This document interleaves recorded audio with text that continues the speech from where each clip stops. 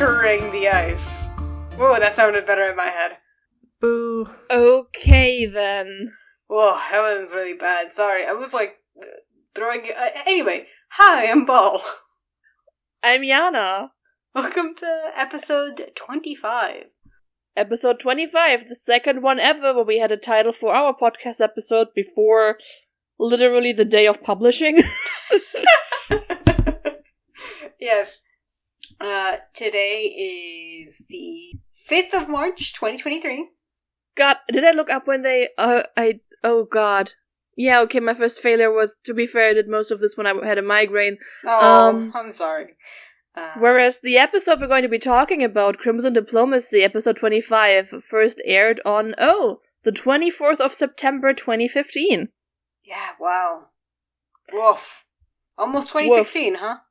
Well, still a lot to go. We have the entirety of the Briarwood saga ahead of us before we get into 2016. Yeah, that's true. That is true. Is there yeah. I mean, since we haven't really recorded... Right, we wanted to have this episode, to do this episode by the end of January, and it is now March. It is now March. Which is fine. Things happened. Same life goes happened. for publishing episodes. COVID happened. Yeah, life happened. Everything that can go wrong did go wrong at some point. Yes. This also means you don't have to listen to us moaning about every new Legend of Vox Machina episode as it aired while we record for every single one of our recordings. We haven't even finished watching season 2. We're at episode 5 and Rage Quit. Yeah.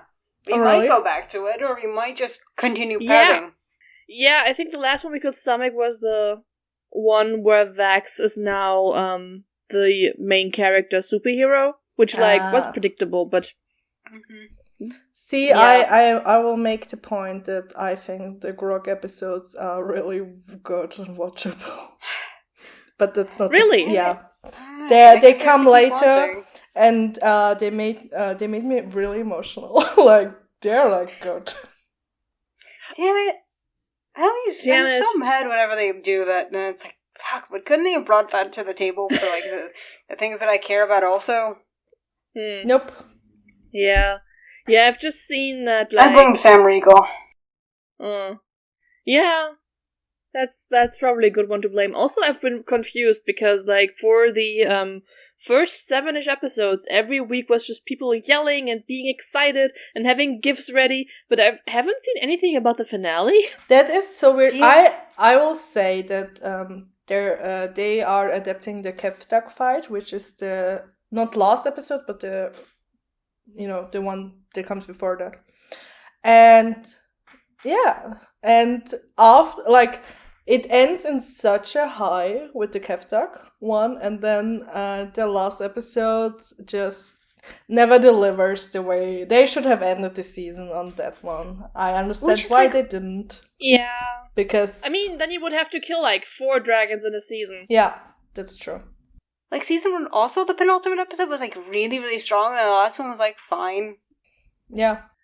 The penultimate episode had the really, really awesome fight scene, whereas the last episode had the emotional stuff, but only in the front, and then the back was this is basically the thing they have where they don't have the breather episodes that the original had. Yeah. Where the highs could hit harder because there was breathing room between. We didn't go from Kevdak to Umbrasyl immediately. There was an Adonby Plan episode in between. See that they also do that in the in the animated series, which still is part of the kind of Kevdak episode, so it just well-rounded that episode, and then there's no high with the Umbrasyl fight, and there's some strange changes that I have some opinions on that we can talk at different time. They didn't even go through the asshole in the original thing. No, they had a smart way to go in there, because teleporting inside a dragon is a lot more feasible than just going through the entire digestive tract. Yes. Which I am told tends to be kind of long. You don't understand. True. It's like an adult cartoon, and they had to show it. Also, whenever I try to remember the second half of the last episode of season 1, all my brain can generate is the song Good Riddance by Green Day. Just every time I try to think of it, it's just another turning point, a point stuck in fork stuck in the road. Time grabs you by the wrist, directs you where to go. I don't know. Don't what get that me means. singing. Mm-hmm. I don't know what that means, but that's the only thing my brain can generate. It's supposed to mean nothing. Yeah. The song is supposed to mean nothing. Yeah, and I people guess. have been unironically singing it at graduations ever since. And cutting out the intro, which is the best part. You know the intro where he goes fuck. Which should have given up the entire game, but have you seen the video? It's just full of people who are completely dead inside, just, this is not a prom song. This is not a graduation song. It's good riddance. Fuck off. Mm-hmm. Anyway, so, other than that, are things happening in Critical Role that we need to be talking about? No, I mean, there's things happening in Campaign 3, but, like, truly I do not care. Do people I mean, no, I still watch care, it? I just... Does people still watch it? I see nobody talking about Campaign 3. No, people are talking about Campaign 3, people are watching it. I like Campaign 3, it's just the thing that ended last episode was I truly do not care about, and I don't feel the need to spoil. So fair. It does. They are continuing to deliver us a Bojester apology tour, so that's fine. That's fine. As soon as they stick the landing on that one, I might actually watch. Mm-hmm. I'm taking a break till they bring back my boy Robbie Damon. Yeah, I really hope they bring him back soon. They've taken a really long break from having the long-term guests, which is a shame because I really enjoyed the long-term guests. I just want to keep Erika him Ishii forever. also needed her Vegeta arc. Their Vegeta arc, sorry. Sorry, go ahead. What? You said something about Vegeta. Erika Ishii really needed their Vegeta arc. Yes! Oh, yeah. Yes, they do, and I'm not giving up on them. Yeah, but other than that, I don't think there's anything, like, nobody really majorly fucked up in recent memory that we have to distance ourselves from. Knock on wood. But yeah, I think that's it. Nothing else I can think of. Do you want to go into the spoiler new words? merch. Oh yeah, there's new merch. It's fine. I've seen the Percy statue, and I have no strong feelings I about haven't, it. actually. I've seen people warm about it. It looks fine. I don't care. I've seen people talk about it, but I haven't seen it. Does it have the bulge? We have not seen that part yet, right? It just heads up, right? Okay. Yeah. I have seen Cowards. people complain about how average his face is, and I don't know what to tell you. They've all had average faces. Yeah, that's true. They all had average faces. Yeah. So, Like, I don't know what you'd expect I mean- Percy to not have average face. I think just the whole figurines where, like, they look a certain way and this one fits the others, so... Yeah, exactly. These are still like the $200 things, right? Yeah. Yeah. But, I mean, to be Yeah, fair, figures. such things are expensive, always. Such things are expensive. I talked to somebody recently about, like, this is maybe content warnings for death of a family member, but, like, I always imagine, like, cleaning up, like, you know, all the things that are left after my grandparents passed away, and I always imagine, like, some grandchild cleaning up, like, his grandfather's anime figure collection. Oh, grandpa's special edition, Hasune Miko. But now I have to, like... I now have to imagine, like, a family, like, sitting around, like, the villa of their, like, grandfather, like, gets read, and it's like, to you, dear Timmy, I impart my precious thing, the Hatsune Miku statue.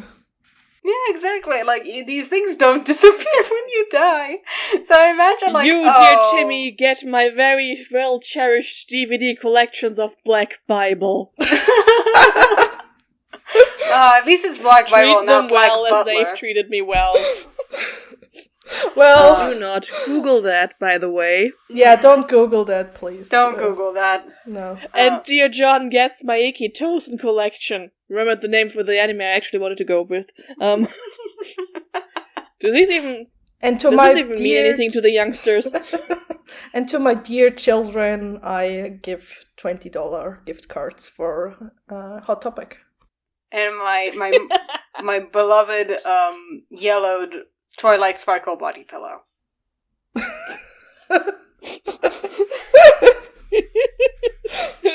The yellow, that's from H, right? Just say it's from H. Sure. Yeah. So that could have used a content warning. Yeah, they could have. All of that. Don't Google any of these things, by the way. Especially not at work. No. Alrighty. Okay, content so warnings. This is the part where we go to the content warnings. Yes.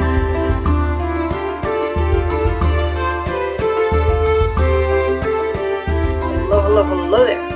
Welcome to the content and spoiler warnings. These are for episode 25 of Critical Role.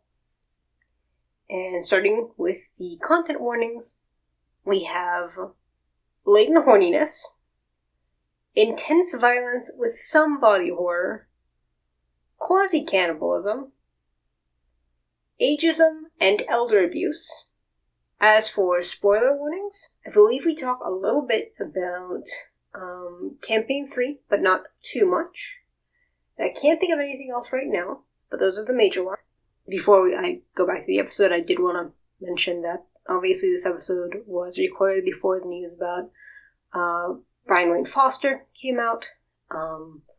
We don't talk about this in a specific episode, but we do mention Vox Machina a little bit, and it just felt weird to put the episode out without any type of comment about it. So I just want to say that we are aware of the situation, and we will not be covering any Vox Machina or Vox Machina related content in our future recordings, and that we will be trying to talk about it less, but if it comes up, it comes up, and we'll try to be graceful about it. Thank you very much, and enjoy the rest of the episode. I should tell you that the good news is that this is the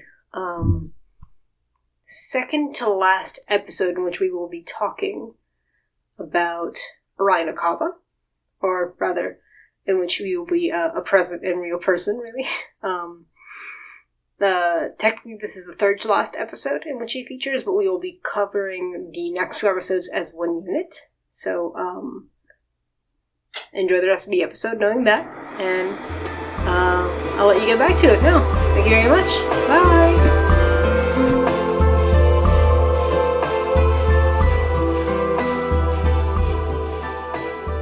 Out of Game Tidbits. Out of Game Tidbits.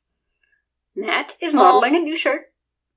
Yep, accidentally, but he's doing it very well, and the shade of red is really working for him. Yeah, I've noticed that it seems like he learned that red's a really good color on him at some point, and he started just wearing red a lot, and I don't know how to tell you, it's a good color on him. That's true. It is. I find it interesting to, having recently seen CR3 episodes, to have met against this, like, grey fake brick wall with, like, the two torches. It's very... Yeah! It's very, like, home game. Still, they're still figuring it out. He's still in the serial killer basement, but now looking like a hobby room. Everyone else is sitting in a bedroom. Yeah, I will be forever confused every time I see how they're actually sitting. That they're actually sitting that way. Yes, it's absolutely bizarre. Yeah. They're sitting laterally. They're sitting at a very long table, like like the Last Supper. They can't even really see each other. Every time I watch these, I think, oh, they're sitting across each other. Because that makes sense from the camera. But they're not. They're sitting opposed to Matthew. Yeah. Yep, and Matt is just like half a room away from them at the other end. Yes. Like when we see the hole in the wall footage for the break, it's always kind of confusing and disturbing, and how did they make this work? But it's also like, for the most intense emotional scenes, they have a different set anyways. So... And by now they just have the same table, which they celebrated. Remember when they all, like touched each other across the table when they got one? They did. It was really so cute. Good times. Oh, we can touch each other. We can kiss now. I remember... They didn't say that. That's my fanfiction. I remember Tellison being like, I can touch Travis now. The third member of the Willing Blam household. Actually, the fourth. Yes. But the third person in their marriage. He was there before Ronan, okay? Yeah. Technically, Ronan is the fourth. True. I think Dallas and Jeffy is a lot like, when I was a kid, we used to have this black cat named Ryan Giggs after a soccer player. And we learned later on that he was like, essentially like 3 different households' cat. Oh my god. And we just go around, just rotate. That sounds like Dallas and Jeffy, yeah. Yeah, that makes all of the sense. Dallas and Jeffy's like the 3rd member of multiple households. Probably. He's also the 3rd member of Marisha and Matt's household. Exactly. He just has a set of pajamas there that he hangs out in. Mm-hmm. Yeah, exactly. He's many people's cat. Anyway, speaking of black, Liam is wearing the black Henley. Yeah. He is. I know you are excused from this conversation, but this is the episode where I think the sluttiness of the black Henley really sets in. Yeah, he's realized it gets a reaction. I think more like this is the episode where he starts provoking reactions, and then it just kind of one caused the other, and now we're associated, and we'll get to it. I also wrote down in my notes while watching it, Liam is wearing a cool bracelet. Ooh. Yes, he has this weird bracelet on his around his elbow. Yes, it's cool. Oh, the slut bracelet. Yes. Sorry, I don't mean to whorephobia, but like. Or slut shame. No, we using the word slut completely affectionately here. Yeah, it's just like, it's a bracelet placed in the exact spot so you can look at his muscle. Yeah, pretty much. He's just... Yeah, it's like when people get a tattoo, like, right above their elbow, and I guess rather their inner, like, curve of their arm. Yeah. Liam came here with a mission. Liam dressed with a mission in mind, and we will get there.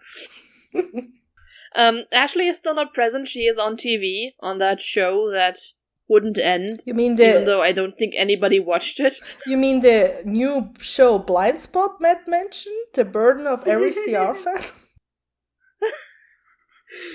Yeah, maybe that one. But apparently they were already planning to have her be a gnome cleric on the show and have a Critical Role mug in frame, so, neat. Sam isn't... Many a Vine about this. Yeah. God, Vine. I remember Vine. Vine is still a thing during these episodes. Oh my god, and so is Periscope, but we live with Periscope. Sam is late? Yeah, Sam is late, which leads to a pretty great bit at the beginning of the episode. And then the bottom table is, for some reason, bringing it all the way around again, sitting on a body pillow. Yeah, which is very comfortable, apparently, but Taliesin is sitting on a face. No, Orion is standing on the face. Orion has the face until Sam gets and, there. Marisha has the torso. Belly, the stomach, the unicorn stomach, and Taliesin is like, I have the feet, but one of those two has the dick, and we know it. Mm-hmm. One of them is sitting on the dick. I have to say, this is so weird. I miss him being late on the recording. I just think it's so funny for them to just show up later. It's just so endearing in a way of I rush for traffic to get to my game. It's cute. Yeah, we had the theory at one point that they made Sam do the ad read so he would have to be on time. Which, you can't disagree with. I would love to see him actually be late one day and just, come in and, be like, can I still do the ads? No, the problem is that if you do that, I'd think it'd be part of the bit. It's true. Yeah. No, this is part of the ad. No, go on, tell me how it's related.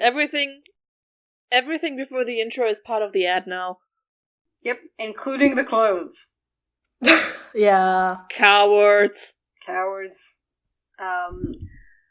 Yeah, yes. Also, as soon as Sam gets there with the really cool Fetch Me a Gnome bit, he finally is presented with a giant Scanlan mug. Yes, the Burning Man mug. Yep, which apparently was gifted to Matt and Marisha by fans at Burning Man, which that just makes all of the sense, doesn't it? Yes. Yeah, of course they met fans at Burning Man, and of course the fans I met at Burning Man had a giant Stein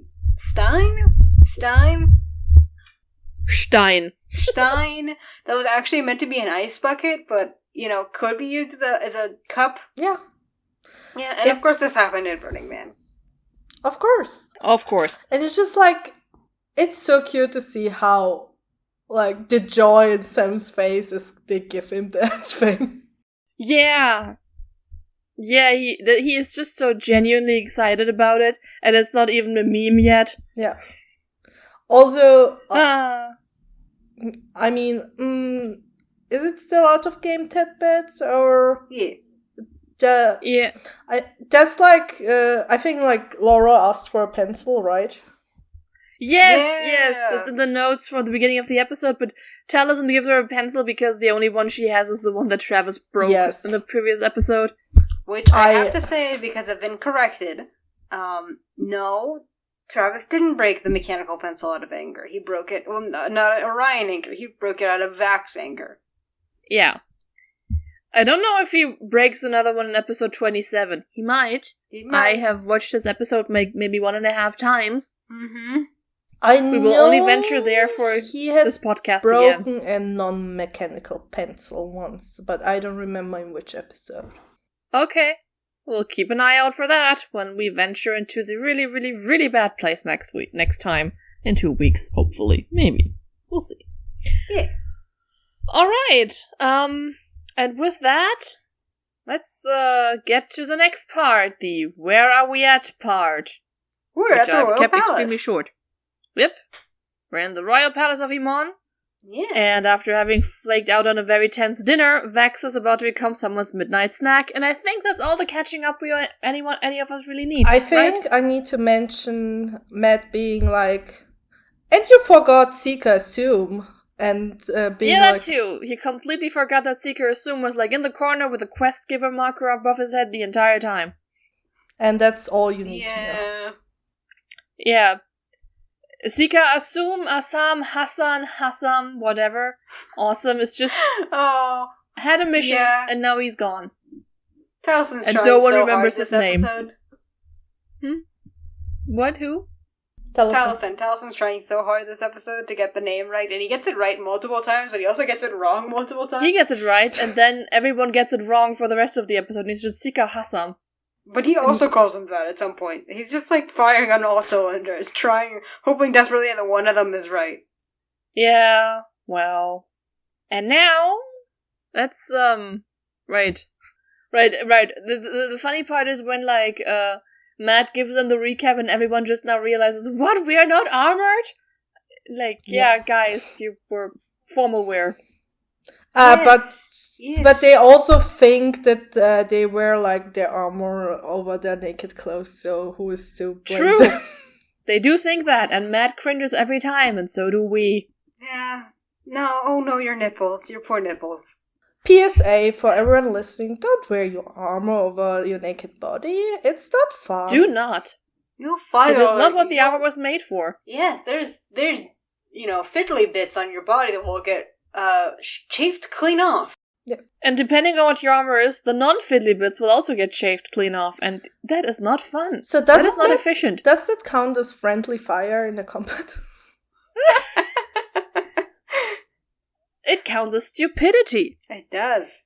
Same goes, by the way, for corsets. You do not wear corsets on your naked body. No. You have a shift underneath. And of course, if you wear a corset that's not fitted for your body, it will be uncomfortable. Yes, and also if you're working on a Netflix production that makes you tight-lace corsets under dresses that have no waist, something has gone wrong horribly. Long before the corset got here. Also, tight lacing historically has been only one thing ladies did in high society for fashion reasons, and then never for longer than a few hours. Yes, and even that was only really a practice on actual corsets, because before that they were stays, in the late Victorian period and the early Edwardian period. That's only when tight lacing was actually kind of a thing. Definitely not under Regency dresses which didn't even have a waistline. I'm sorry. So Travis fetches a gnome. Huh? Would you like a gnome, Messiah? Oh, yeah. That was such a good bit.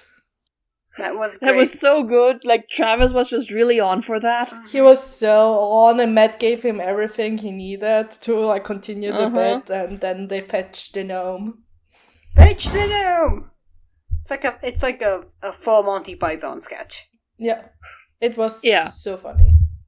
Yes. One of the ones that don't probably have caused an entire island to go crazy with transphobia, and I will elaborate on that if asked, but probably not here. Not yet. And also not one of the ones that are weirdly uncomfortably colonialist. Which is most of them. Yeah. Yeah, like between those two, there's like a sweet zone of stuff you can still watch without being like, ugh. Yeah, it's the one where they confound a cat, and then, like, I don't know, is the dead parrot sketch even funny anymore? I don't know.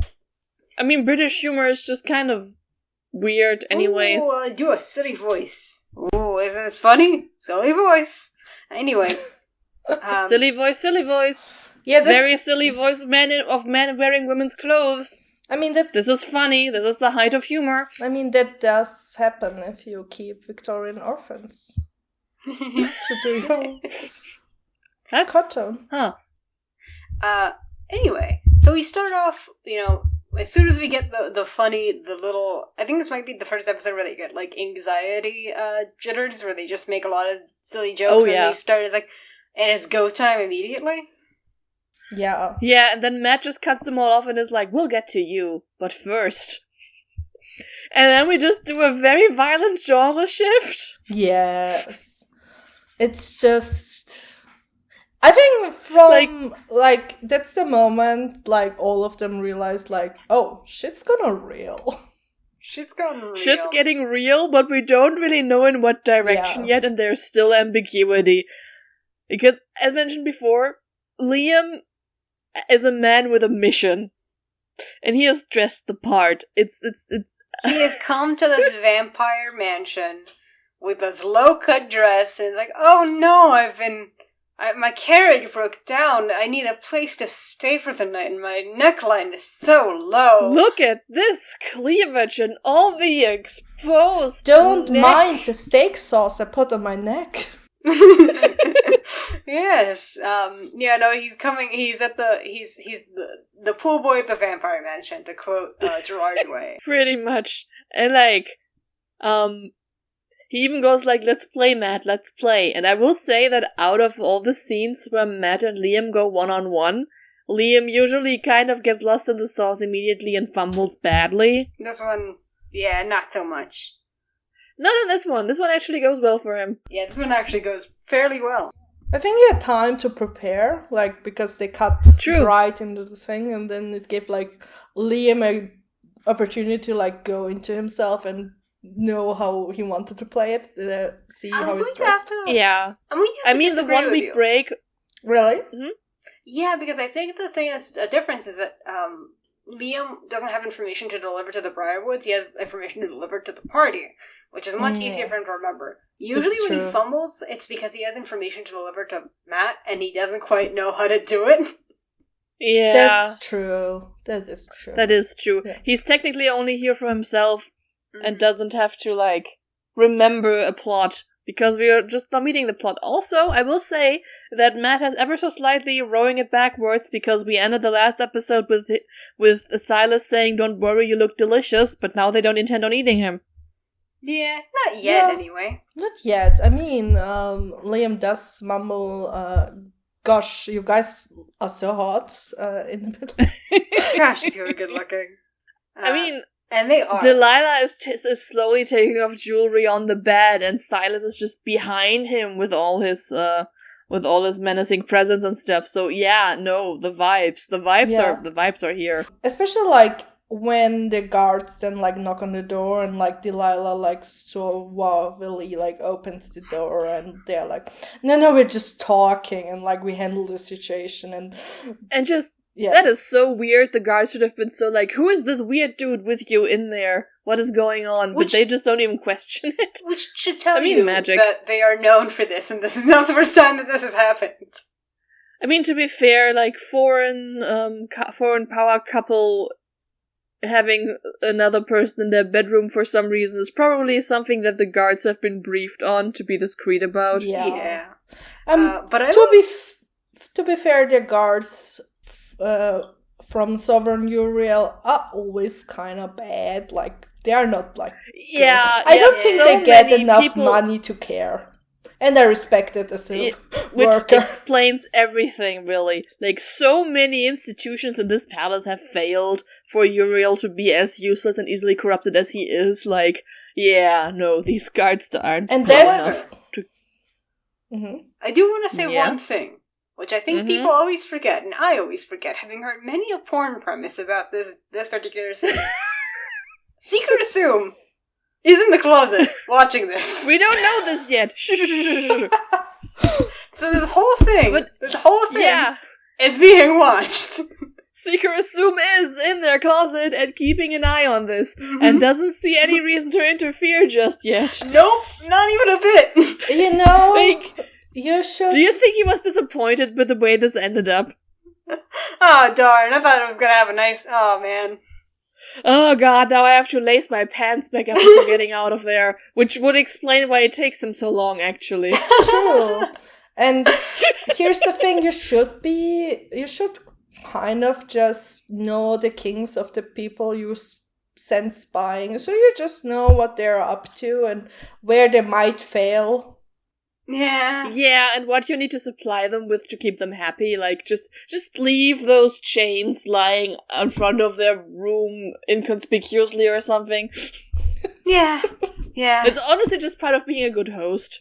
This is true. Anyways, like, at some point, at some point Silas tries to cast a charm effect on Vax, and Vax resists this for some reason, which I call bullshit on. Absolute bullshit. Vax isn't resisting anything here. He's being very cooperative. I think, like, the way I read the scene is that Vex thinks he can, like, fool the Briarwoods into thinking that the charm spell worked. He tries, as Silas has already very helpfully informed him, he is not quite gifted with a silver tongue. Nope.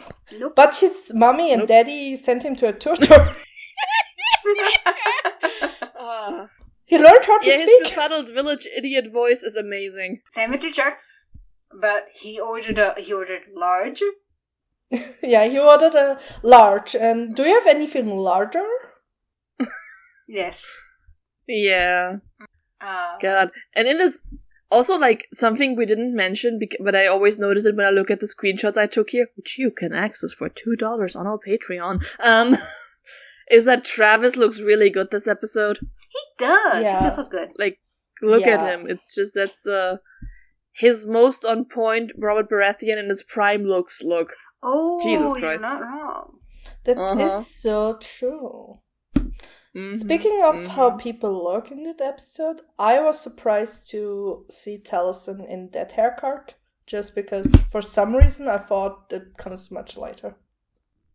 Oh no! He has the purple mohawk ready to go for his big moments. Yeah, I think that this is something that, like, he used to do in campaign 1. Is like get like a haircut. He would get like an anime style the plot has happened haircut. Like, I remember very distinctly before, like, the big like last of the campaign fight, he shaved his entire head. Yeah. So he looked presentable at the wedding, but yeah. I thought so. It would look presentable at his funeral. That's Percy's in-game reason. Not Talison's out-of-game reason. Can you imagine if we had it confirmed that Percy shaved his head for the fight? Riots with, like, on the buzz street cut. And also a divorce. Yeah. But yes. The Vax gets told to be a good boy. Yes. Mm-hmm. And he that awakes something in him, giving the face journey. It awakens something in him, and pretty much everyone else at the table, and in the audience too, because, like, Matt is doing it. Matt is doing so much, you guys. Yeah. He's playing 2 parts of this 3-part scene, and he's doing it very well. Yeah, I'd say, like, Matt always delivers on his Briarwoods. He does. Yeah. He never skips a beat. Never. Especially with Lady Delilah Briarwood. So, Liam puts on a simpleton voice, which is very good, and then he tries to, like, I don't know what his game is here. he acts like he's a simple, like he's like just some random village boy. Yeah. But who also knows how to talk and wants to be a butler and an ambassador and just sell out Uriel's secrets. Yeah, and also, like, this is clearly bullshit, and I don't know why he thinks that's gonna work at all. Like, yeah. I mean, like, to give you, like, the Watsonian explanation, I think probably Vax is, like, just saying anything to buy time until he can, like, essentially throw himself out the window. Yeah. Which, you know, like, is a very dramatic moment that happens in game. But, like, hearing it happen sounds extremely funny. It is. Like, just like you telling me, yeah, he just showed the window. That's, like, hilarious. Yeah. He's just saying whatever what he does. Whatever he can do to buy himself time. And does not make any sense whatsoever. I think he should have tried to sell the bride with some pyramid scheme. I agree.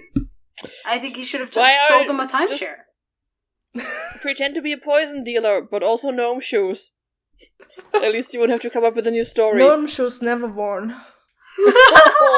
Boo! Gnome shoes never born. Did you say gnome shoes never born? Never worn. Never worn, okay. I thought for this, oof. Okay. Keep it moving. Keep moving. Yes. A pufferfish. Yeah, No, fine. The pufferfish of sexual tension? Yeah. Yeah. That's when Laura Bailey, in response to everything going on here, just puffs her cheeks up and looks, conflicted about everything. You know, she looks actually pretty into this. Like, look at her, look at Travis. They were into it. I think that's like an expression of like, I want to acknowledge the sexy, like the sexuality of this moment because this is Laura Bailey, but also I don't want my brother to fucking die. I agree. I think it's a thing of like, Laura Bailey has two wolves inside of her. One wants to make a sexual joke in this moment, and the other one who wants Vex to survive. Yeah, I agree. Yeah. I mean, honestly, this going just full on threesome probably would have upped his odds of survival. And just a horny idiot.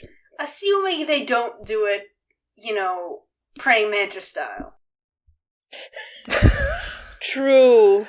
I don't think they would, because I think they still intended to sleep there if things didn't go wrong. Ooh, yeah, they are still on diplomatic mission at the time, which is also just why they haven't eaten him yet. That's true. Yeah, you're right. They probably would have put a tarp down first. For both things. Maybe they would have put him in a closet, and maybe he could have had a chat with Sika soon. Who knows? That would have been fun.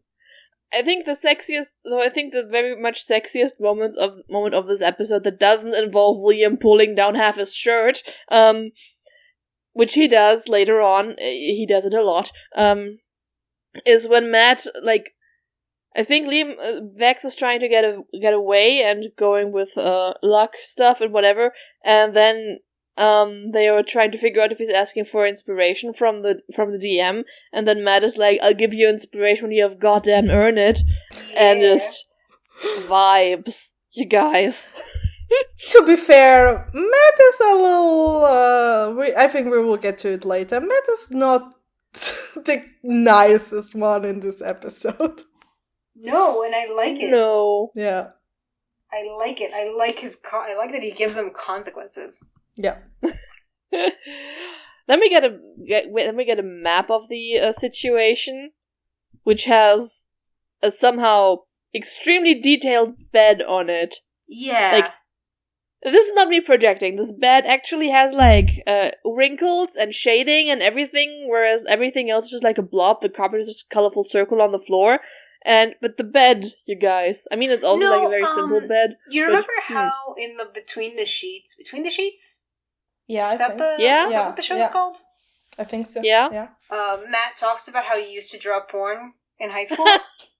Oh my gosh. Oh my god, yes.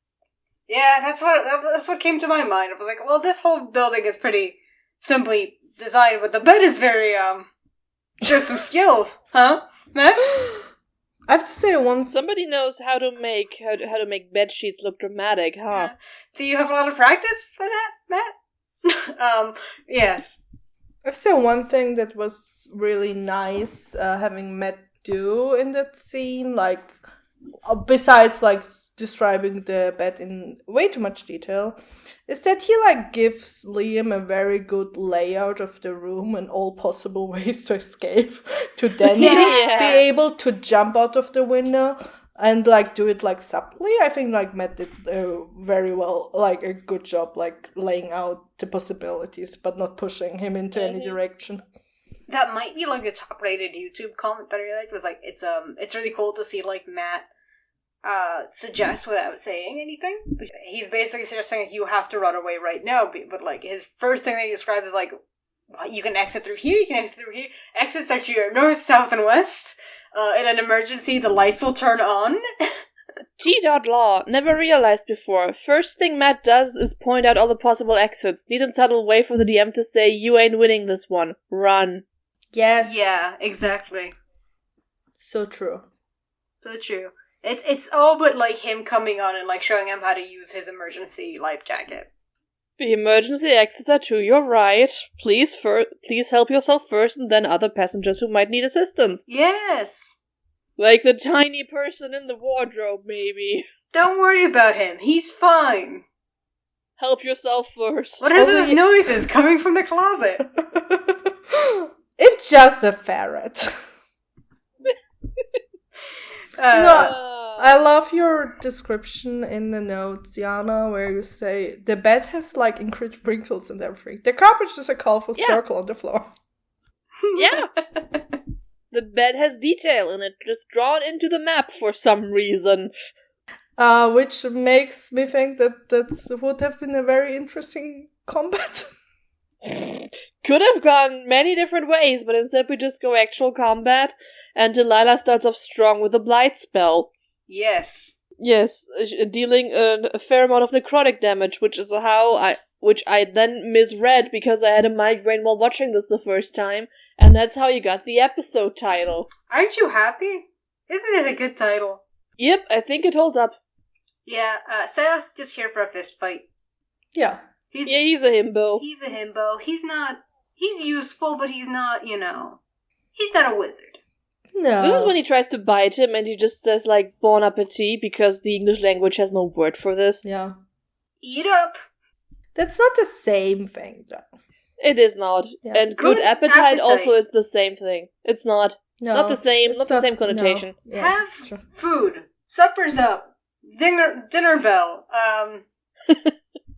Eat. It's eating time.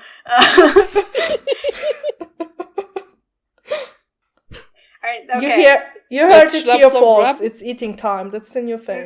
Everybody adapted. The thing that they say at the Golden Corral. It's eating time.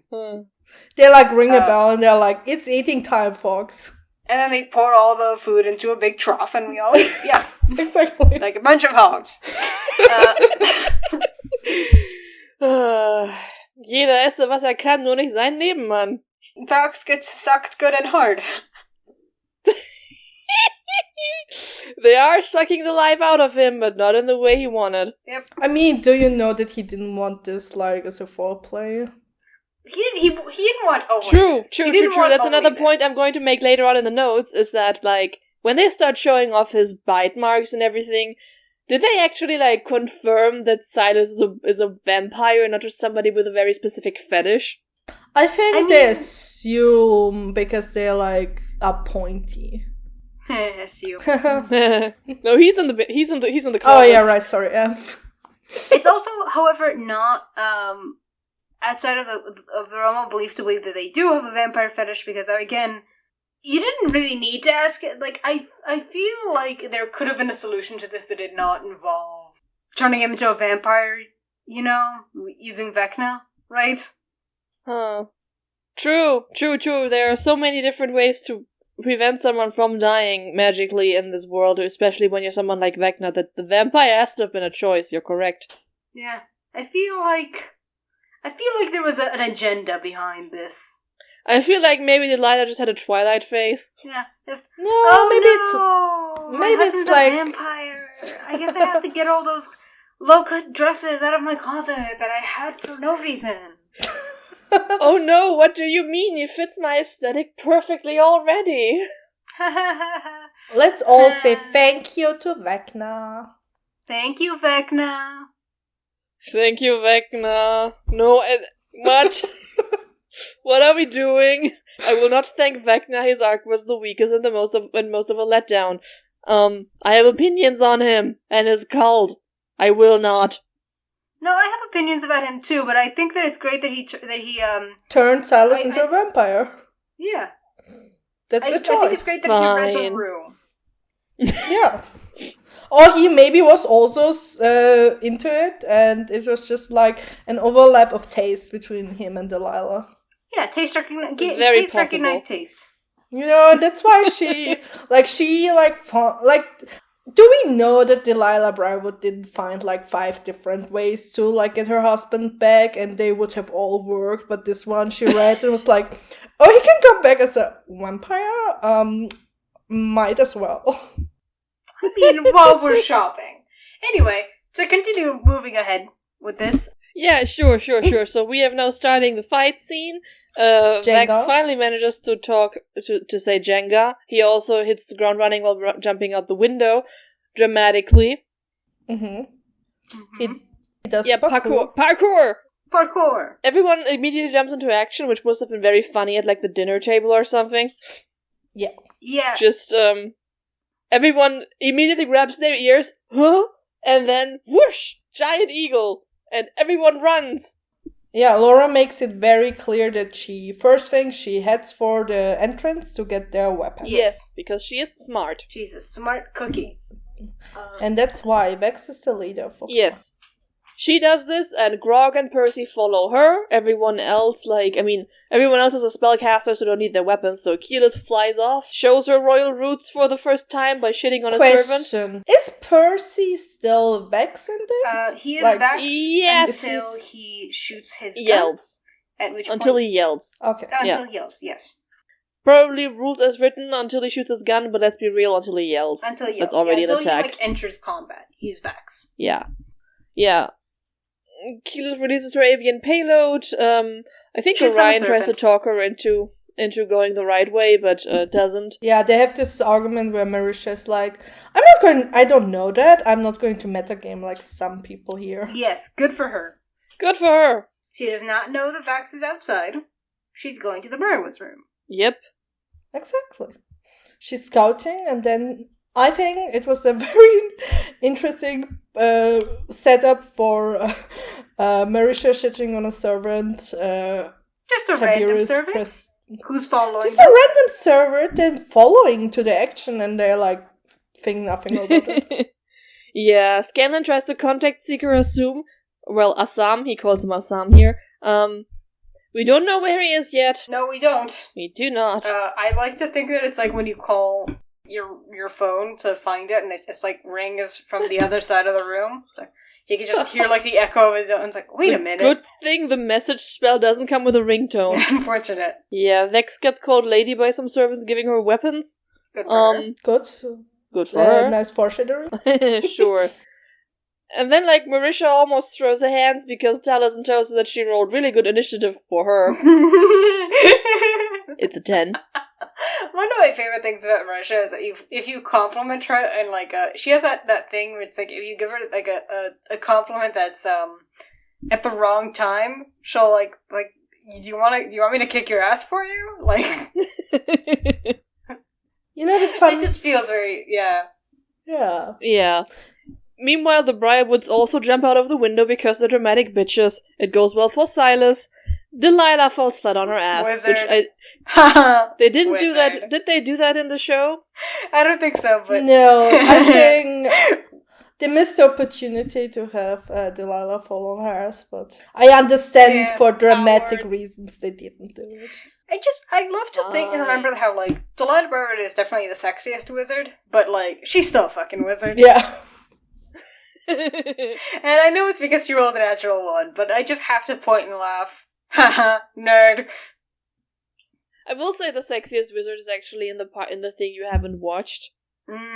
Okay, the sexiest wizard in the thing that I have watched. Yeah, and the thing you haven't watched is but to be fair, the sexiest wizard in the thing you haven't watched was specifically built to be A, sexy, and B, very much like a sorcerer.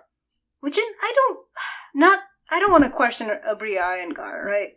But in that case, just fucking be a sorcerer. No. Anyway. Mm-hmm. So now Seeker Hassam is entering the fray and jumping out of the closet. Hello! I've been here the whole time! Good for you! That's a weird coming out, really. Again, I hope that it only took him this long to actually get out of there because he was still lacing his pants back up. Yep, don't look at the stain! It's fine! Oh my gosh. See, this is why I tagged this episode with latent horniness. It goes in every way. Every way. Yeah. Every way. Yeah, Liam and Laura have a debate about the randomness of the universe and whether rolling a different die affects this. Yep. It's very cute. Laura is stressing out so hard. I love this argument because, like, she immediately proves him wrong in her turn. Yes. Yeah. Like, you know, the universe doesn't care about you or me, and he rules. Yeah, and then we get to Laura's next pufferfish moment, because Vax is now down and out. But down and out. It's not like Liam to waste a good opportunity to narrate his own death, so he then goes on and is like, I see my friends. I see Keyleth, beautiful, walking under the trees.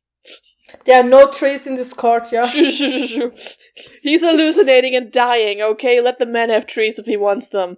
Yes. So, Laura does a pufferfish moment. Marisha at the bottom table has a very visible and audible reaction to this.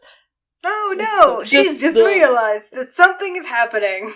This is the look of someone who will have no idea that this was happening 8 episodes from now. She is so surprised. She didn't notice anything was going on. This is so subtle, you guys. Also, I love Travis's face. She got distracted very quickly by some. I'm not going to spoil. I'm just saying that I think that people have focused about a particular ship from this, a particular crack ship from this episode, and I think it was the wrong crack ship. Yes. Oh yeah. Oh, we'll talk about it later. We will. Yeah. Then Liam continues narrating Vex's dying moments with just so many memories of Vex, which are like every nice. time you speak about the woman your sister has grown into is going to be weird. It's weird, but I will say, of his weird moments, I find this one to be the least offensive to me. I don't know, I find it to be okay. Just, you know, it's fine enough. I think he had the right intention. I think he phrased it weirdly. Yeah, he did. Which does happen when you improv. So I can fault him that much. Right. Just for this, it would be fine. With the general trend, it's like... Okay, anyways, moving on. I will also note that Liam is almost crying during this, Laura is almost crying during this, Marisha has to dab away tears. This is very highly emotionally intense, even though we're making fun of it. It's very intense. Like, there's just actual real emotions happening all over. Yeah. I love Travis's face. It's just like, ooh, spicy. Spicy. It's just Travis reacting to any shipping stuff is always a delight to see. And I think that in an emergency where Laura cannot make fun of the romance or the sexiness, Travis is a great husband and he will pick up the slack for her. She's too emotionally involved to make fun of things, so he will do it for her. Yes. Kick his ass, honey, I've got your flower. They're so emotional about this. It's like really tense. They really think like Vex is gonna die there. Yeah. They do. Yeah, they do. The last thing he does before going out is pray to Sarenrae, which then leads Matt to make him roll a wisdom saving throw, which is interesting. Mm-hmm. It sounds a little bit as if that's almost giving him psychic damage, but I know it's not. He's actually saying he gets to turn into a little fox. Sorry, that's actually a charisma saving throw, but I thought it was funny. It's him determining if Samurai is gonna punch him in the face or not.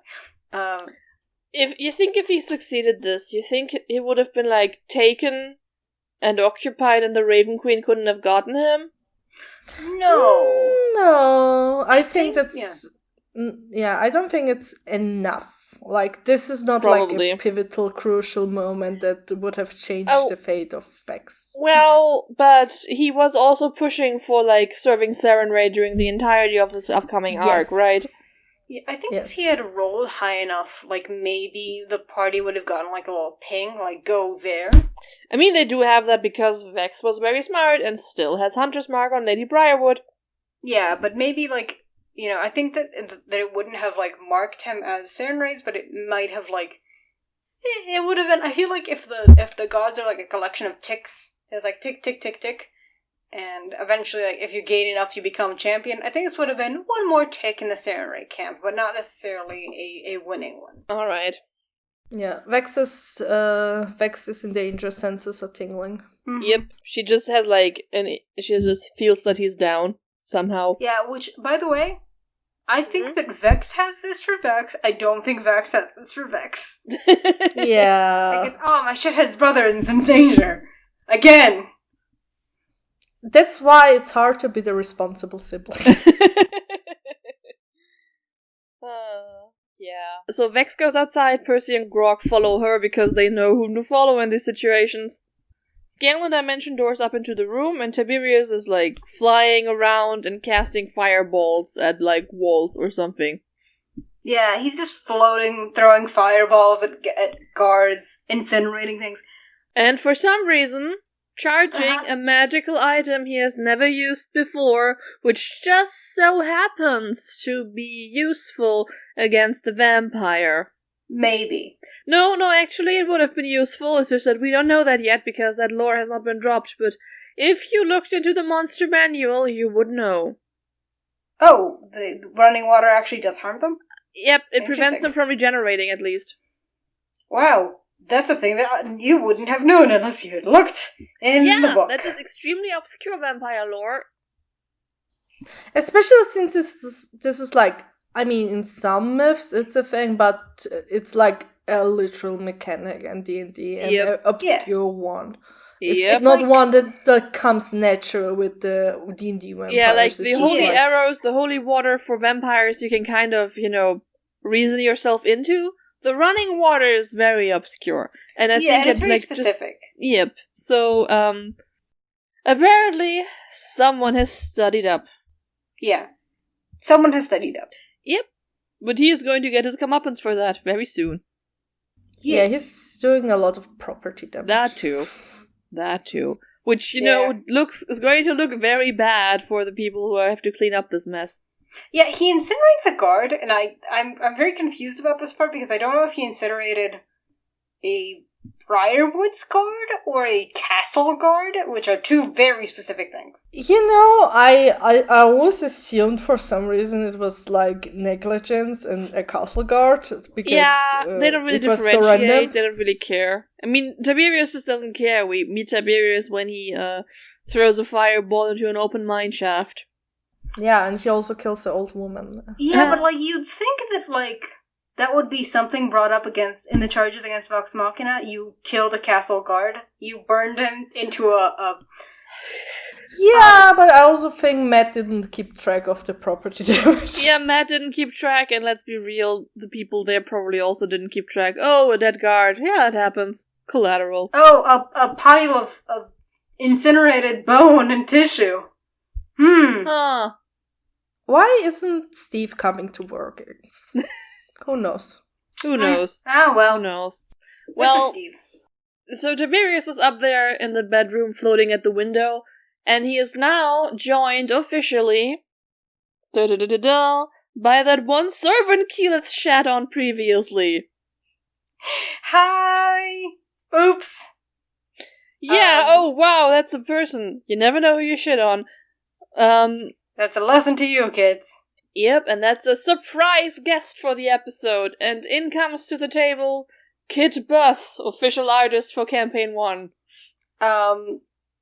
which is as good a time as any to introduce, finally, our special guest, official podcast artist, Michelle and or Lulafia. And or Turo, depending on which platform. Hello! Yes. So good you could join us. Hi! Were you here the whole time? I just joined, She just joined our table. I just joined the table. You know, I was outside and there was a bird shitting on me. Why are you dressed like a peasant woman? You know, it's part of the disguise. Yes. Oh, God. Michelle so kindly agreed to join us as our official artist, I guess. I mean, not again, I guess. You do make our official art, which is very kind of you. Yep, she does. It's a pleasure. And thanks for having me. Yay! Yeah. So in comes, who we will later learn as Lilith. Hey, just question. Mm-hmm. Do you think anyone, not naming any names, but anyone is going to be like, it's really confusing if you don't introduce the guest in the beginning? Probably. This is calling you out. You know who you are. Sometimes we do things for a bit. It's a good bit. You have to commit to the bit, and everybody who wants to comment it, still comment that. That pushes the algorithm, so just leave a comment. Just leave a comment where it does push the algorithm, please. Okay, anyway. Yeah, while we discover that she is here, we also discover that Trinket was apparently been staying with the horses. It's fine. He's a bear with horses. Yeah, but that seems neglectful. But again, I don't think their guards get enough money to care. that is a good explanation for this. But also, the horses probably also weren't thrilled about this arrangement. No, horses love. If I know anything about horses, the horses love panicking. Yeah, they're spooked. They have the demeanor of very neurotic, lonely old Englishman trapped in a house for 30 years and all he has is the ghosts that live in his walls. That's like horses. Wow, that was very specific. Okay. Wow. Thank you. That was great. Yes. Trinket with the horses. Sika also. It should be noted that Kid Boss is British. Yes. She's British, but she's doing I don't know, a Russian accent. For the moment, she isn't doing, as the servant, she isn't. As the tiefling, she is doing, an Eastern European accent. She might be doing your accent. What? She might be doing a very odd version of a German and or Austrian accent. I wasn't sure. No. Yeah, it's more Polish or Russian. Yeah, it's vaguely Eastern European. It didn't sound Russian to me. What? She did not sound like us. No. This was Eastern European, Polish, and Eastern Europe starts next to us. I'll settle for Polish. Yeah, but vaguely Polish, not really Polish, but a fantasy idea of Polish. Yes. Darling sweetheart, no offense, but when English-speaking people try to put on a German or Austrian accent, they do not sound like that. That's true. We don't sound like that also, but also the Hollywood accent does not sound like that. Anyway, it's just I think we should move on before... I was going to say, I think we should move on before this goes into some other territory. Yeah. Caleb. Little guest. Psychic damage. Everyone just like that. Seeker Awesome. Seeker Awesome does something not so awesome because he tries dragging away Vax's lifeless body, which for some reason makes Vax take the attacks of opportunity. Because he was the one technically engaged. No, he's not engaged. He's down. That's true. Not I don't know. single. I feel like because he started. I don't know. It does make sense to me just because he started his turn in. It's fine. You don't take attacks of opportunity when you get conked out, is the thing. I will also say that he then, turns around and because Matt only does one death saving throw, failed. Yeah, that's it should have been 2. Further point. This situation is pretty shitty, because if Matt had applied the rules as they're supposed to be applied, if you take at melee while knocked out an attack, it's a critical hit, which gives you 2 death saves failed immediately, and there's 2 hits here, so Anyway, he would have killed Vax here. Yeah, he would have. The way this is usually which I know how I rule it, how Matt is going to be ruling it later on, is that if you move a body away that is unconscious, you are the one moving and turning your back, which is how you get attacks of opportunity.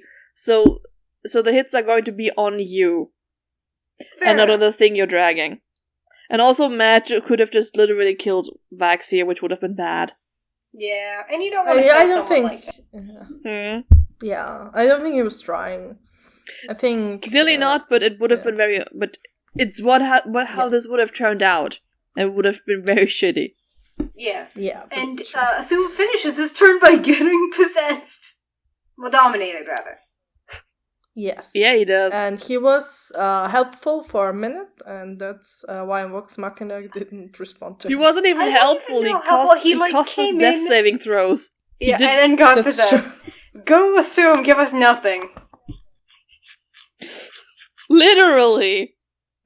Mm-hmm. He would have done less damage he would have done less damage if he just stayed in the closet. He's just a little birthday boy. Come on. Just a little small. It's his birthday, come on. Yes. I can't believe you want to force him back into the closet. He just came out. Maybe he shouldn't have. Anyway, he's now horny for vampires. Aww. Yep. Who can blame him? To be fair, maybe he was prior to this. We just don't know what was in the closet. We don't know. Tight quarters eagle. Not the best call. Nope. But he clips a wing, but it's fine. Grabs Scanlan, who has no idea what's going on, and tries to resist, but fails, and then gets carried away, which made me think, do you think this is a problem for gnomes? Gnomes? Getting picked up by a big eagle. Oh my god. Oh, that's going to be so relevant next episode when we have to discuss the dangers posed by, rocks. Do you think it's just an accepted danger in this society that smaller races like gnomes and halflings just get carried off by birds of prey regularly? Probably. Yeah. Feels reasonable. Then leaving that around population centers is a really shitty and irresponsible thing to do from Vox Machina, huh? This is true, but also, I guess a rock could probably pick up just a regular human anyway. Which makes it worse. Anyway. But yeah, the thing is carrying away cows, so of course it can carry away several gnomes at a time. Anyways. Vex can whistle. Laura can't. But she whistles for Trinket, and then proceeds to shoot a lightning arrow right at Delilah's face, because Laura has done an insight check, even if Vex has not, and she is determined that fuck Delilah. Fuck Delilah. Fuck Delilah. And that's a sentiment she carries through for multiple times throughout the campaign. Yeah, they just have I just love how if this were an actual anime with 52 episodes per season and stuff, they would just have this sideshow rivalry going on, starting here, going up until the literal end of the series. Yeah, they do. They literally do. I just love how Vex has 2 seconds to look at Delilah and says, and just immediately and correctly goes, "Bitch." Bitch. I mean, they even set this up last episode when she was being this faux friendly towards her and asking her about her dress and to show her the city, and this is bitch. Hate that bitch. Yeah. It's girl boss on girl boss violence is what it is. That is absolutely what is happening right now, because she just comes in, Percy comes next to her blazing, and she's the one rolling the 2 natural 20s in a row. Yes. She crits 2 times to save her brother. And it's such a fun moment. What was that thing you said about that the cruel and feeling hand of fate doesn't give a shit about us? Ha! Up yours, Liam. Mm-hmm. I just really appreciate Laura's ability to just, shift the narrative towards kindness. Yeah. Like, fuck you, the universe may not care, but I care. And I'm gonna fucking change it. Laura said, I will drag you into happiness. And then kicking and screaming. Mm-hmm. Ah. Why are there two of us? We're redundant.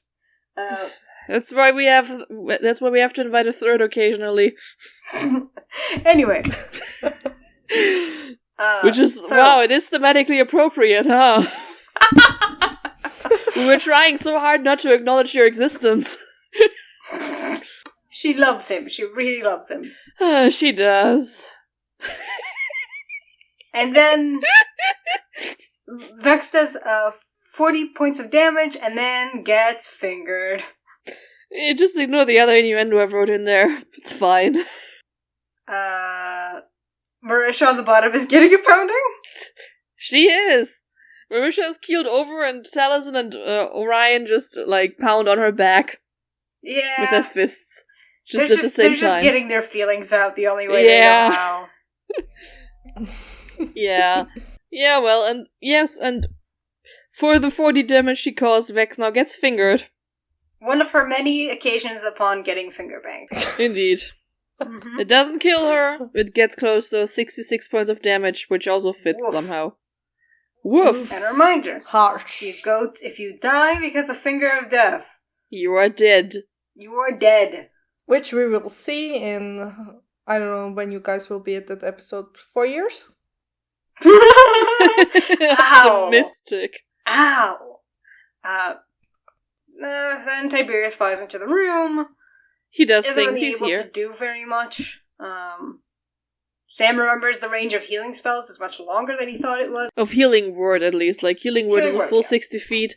Not lay on hands, the other one, the spell one. Cure wounds. Cure wounds. That's touch. That's you gotta touch someone. But he's able to bring Vax up to a whopping 17. 17 He uses a 5th level spell slot to cast Healing Word, and it gets 17 hit points. This is fine. Yeah. It's fine. We may have overestimated Sam's competency at playing healers. It's fine. Yeah. He then attempts to charm Delilah into just making out with her husband. That was a very funny moment. Yeah. Yeah, but for some reason the urge doesn't overcome her much more than it usually does, so, you know. Even though, I forgot that, Scanlan has the cone that gives him a DC of 19, so, nice try. Nice try. I will also say that this is where we can, firmly pin down that this is now where the rules are that you can spend 2 spell slots a turn, if it's an action and a bonus action, so you can do 1 big level spell in the 5th level Healing Word here, and 1 up to level 2 spell, which is a suggestion he tries to cast. Which is not standard. It is not, but it does move combat along much more, and I will say that at this point where the martial classes can, hit 2 to 5 times a round, it does feel better for a spellcaster to actually be able to do something similar. Yeah, I agree. I think Matt limits it to 2 level spells, right? Yep, you can cast 1 big level spell and 1 up to level 2 spell around. If it's an action and a bonus action. Yeah, we have a similar mechanic homebrew-wise that everyone gets an additional action just because we're 7 people and it moves combat much faster. Oh boy, yeah, with 7 people I can imagine. Mm-hmm. Literally as many people as are at the table right now on the show, but yeah, woof. No more even. No, we're 8 right now. They're usually 7. Yes. Maybe. So Lilith comes out of the bedroom with a crown of madness, which technically succeeds, but then burns the first legendary resistance that Silence has of his 3, I believe. Yep. And also, because she casts something, makes her the skies were off. True, Yes. right. She is now a white tiefling. Mm-hmm. Existing at the edge of the bed. Like your sleep paralysis demon. Like your sleep paralysis demon, but much prettier. Yes. I do occasionally get sleep paralysis. I've yet to see a demon. Hopefully it looks like Lilith Datcheray. One can only hope. One can only hope. This is also where Tiberius tries to hit on her, which is immediately shut down by Laura being like, our friend is in mortal danger right now. Maybe you wouldn't want to hit on a complete stranger right at this moment. Which, Yes. Sure. She's right. And I'm not arguing against that, but, anyways, and then Kid says, like, I would have to agree, which, woof, shut down. Shut the fuck down. Shut down. And also, kind of hypocritical, Keyleth, considering... What? Whom's house? Keyleth is also very charmed by Lilith. Right, and later on Lilith tells her that she's pretty.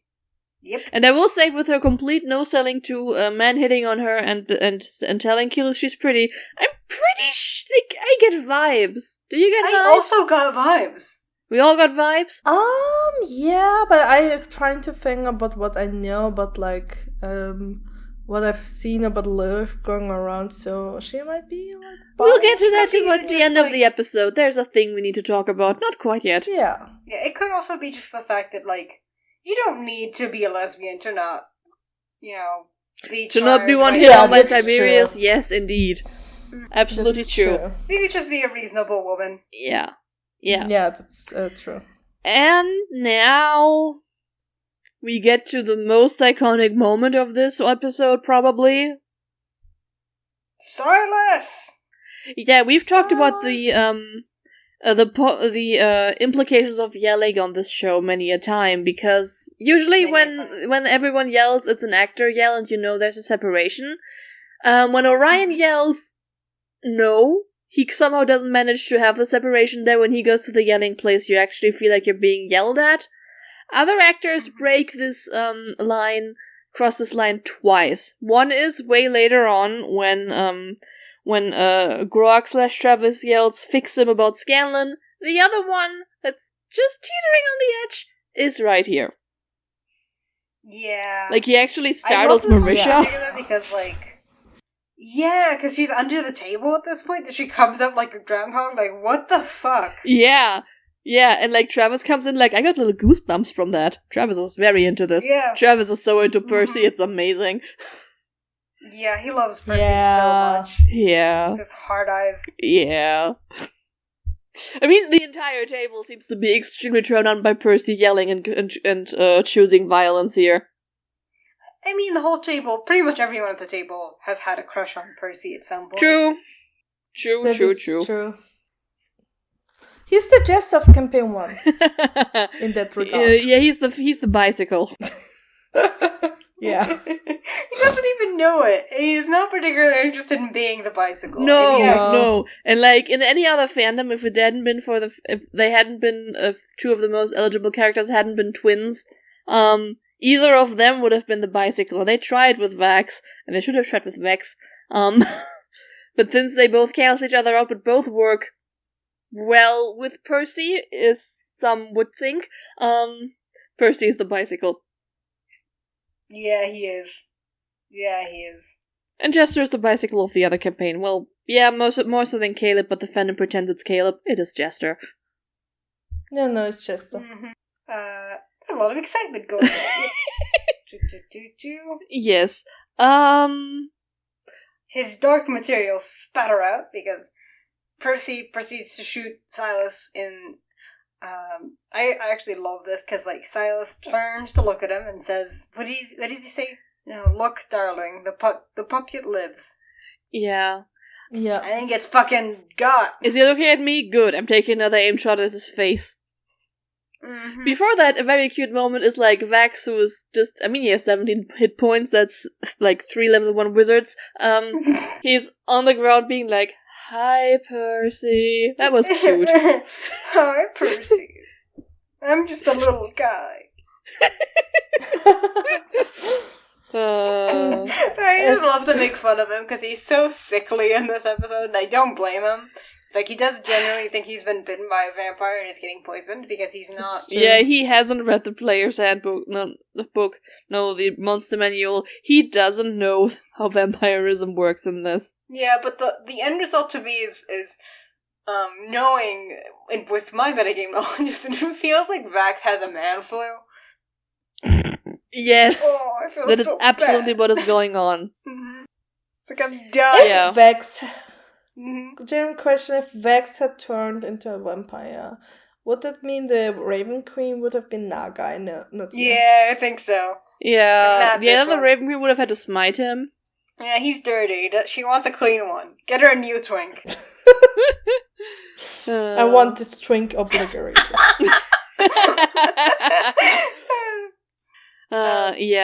Assume tries to do a thing and he hits Grog for very little damage because it's Grog. Mm-hmm. Yeah. I mean, good that he still continues to be useless even for the Briarwood, so it's like even. Yeah. He just does nothing. Go girl, give us nothing. Give us nothing. Solas tries to grab Vax, but is not able to because Scanlan sings a song from Fiddler on the Roof. Distraction. That's what it's from.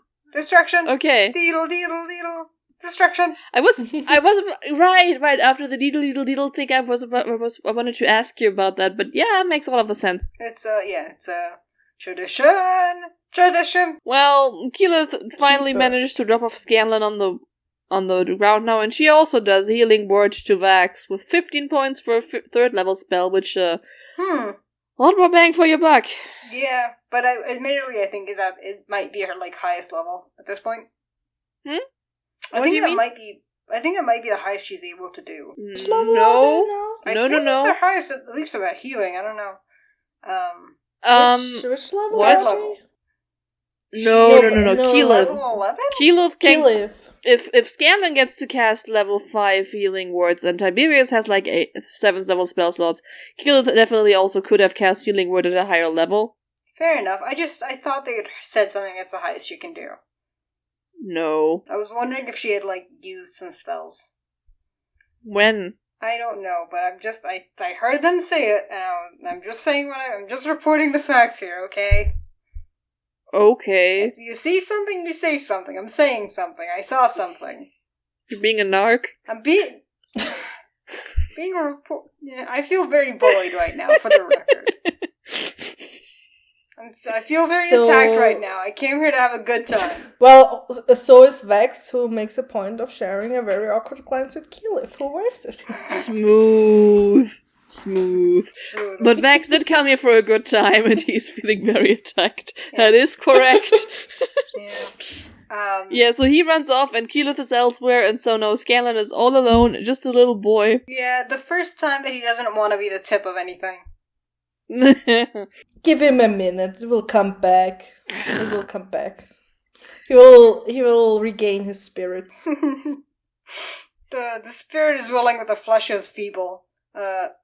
Vex finally takes a superior healing potion because she is also doing quite badly.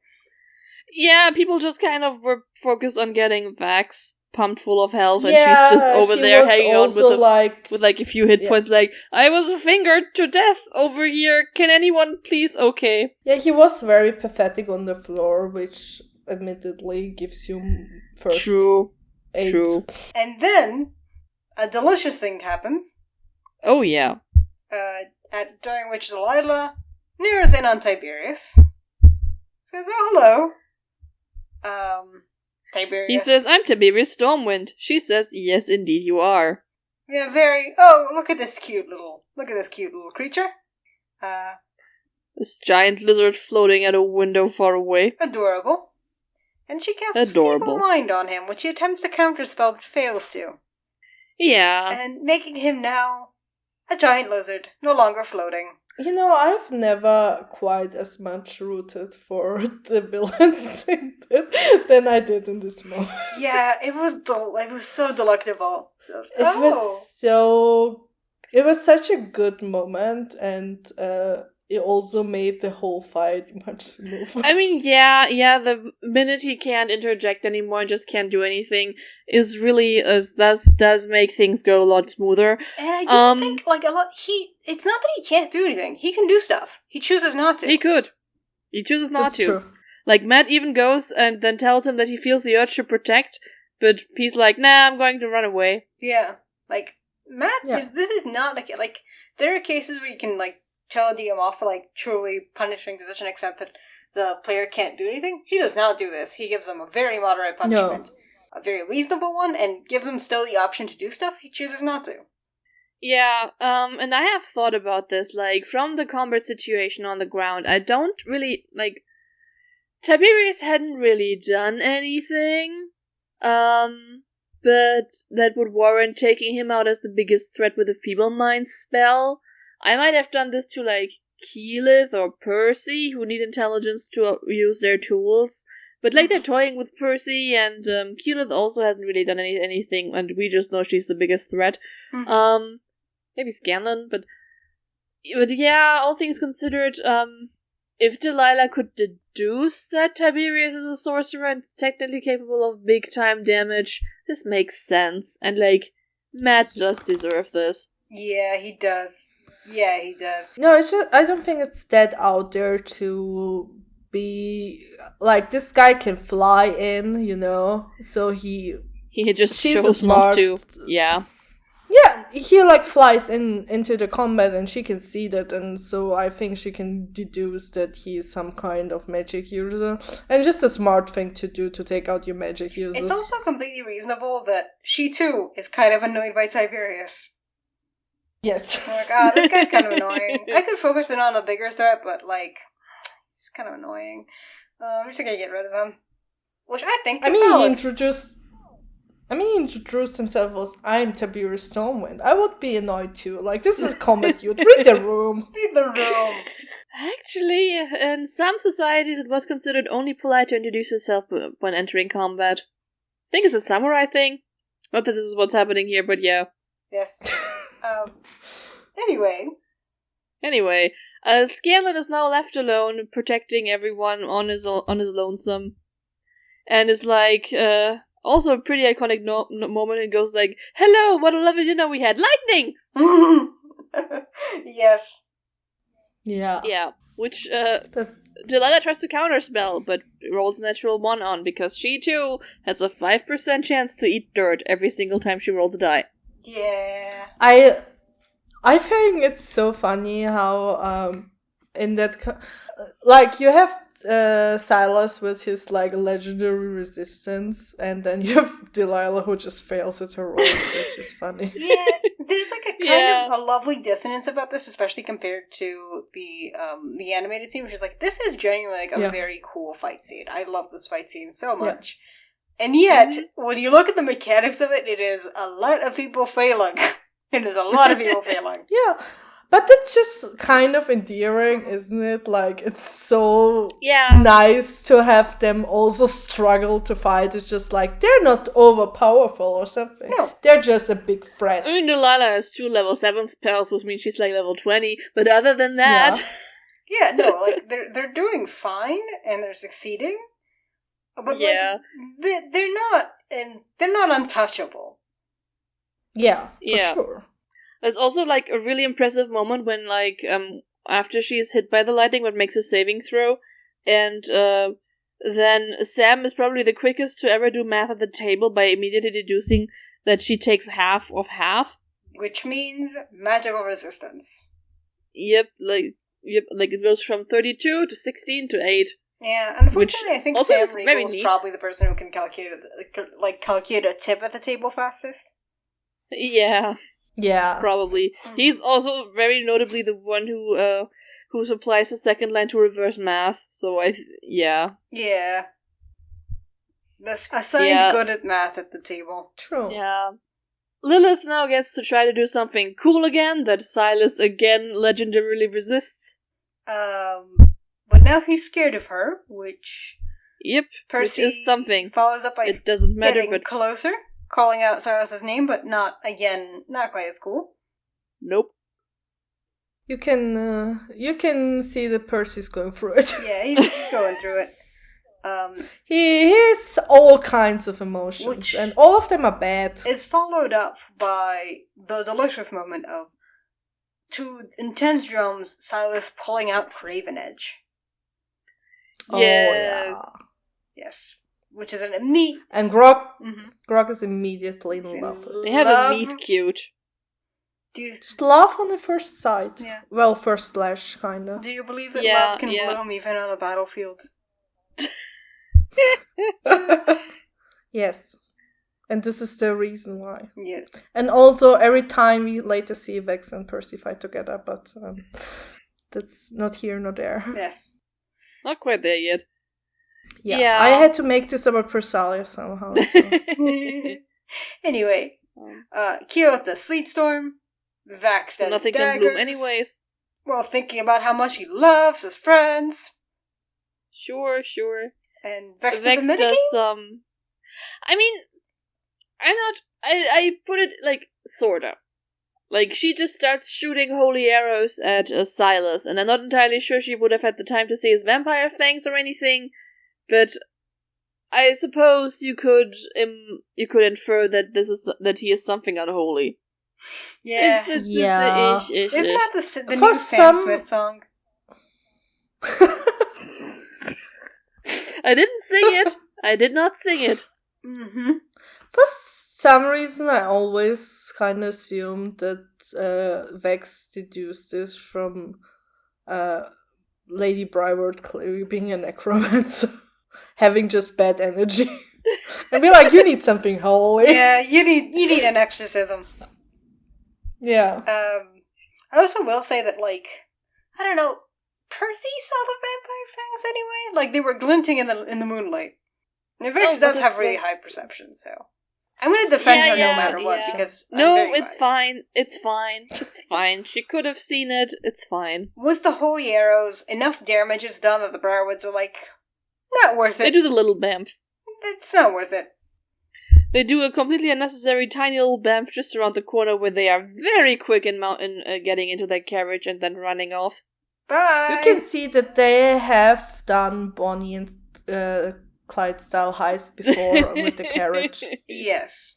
This is like a Tuesday afternoon for them. Mm-hmm. Keep the engine running. However, they actually don't make a very clean getaway this time. Nope. Because the carriage wasn't equipped for winter. It didn't have its winter tires on. No snow chains. Yep. And it also explodes. It explodes, tips over sideways, spills the driver out, and then somehow they still managed, like, after that wreck, be cool about it. Yeah, they'd be cool, but they now do the big bamf. Yeah. You're always welcome back home, Percival. It'd be nice of you to visit your family once in a while. Woof. And then, do they call back to it later? Or do they address it now? I don't remember exactly, because I think Keyleth is like, oh, they talk about your family. And Percy's like, no, all of my family's dead. I mean, he goes over to the poor carriage driver to confirm that first. The poor carriage driver who has now been spilled out of the carriage, summarily onto the ground. He's already, like, has explosion damage, like burns and stuff. Mm-hmm. Percy does a very fucked up thing. Now, I will say this. It's really fucked up. We've said exactly how unjustifiable this is. Mm-hmm. It's really fucking cool, though, isn't it? It is cool. It is cool. And I will argue, this is not the first time they've seen Percy go a little dark. If I remember correctly, in the Underdark arc, he also did some fucked up stuff to the people there. Yeah. Did he? Yeah, I think so, in the one combat that they had. It was a little dark. Also, some people have no sense of fucking honor. That's different. I feel like those are common situations and those are different. This is just a civilian on the ground. I agree. This is like the first time to, like, essentially a civilian. But it's not like this is shocking for everybody. It makes sense that everyone has this reaction of like, what the fuck, Percy? But it's not like... Funnily enough, Keyleth doesn't have this reaction just yet. Like, Marisha is completely nonchalant about this. Yeah, which to me makes sense. Because Marisha is down for senseless violence against servants. this is bad. It's bad what Percy does, and I'm not going to defend him for it. However, you know what's also bad? Beating the shit out of a 19-year-old who's just sort of standing around. Oh, yeah. And nobody, I mean, like, people did hasn't even worked for the people who killed your family. Mm-hmm.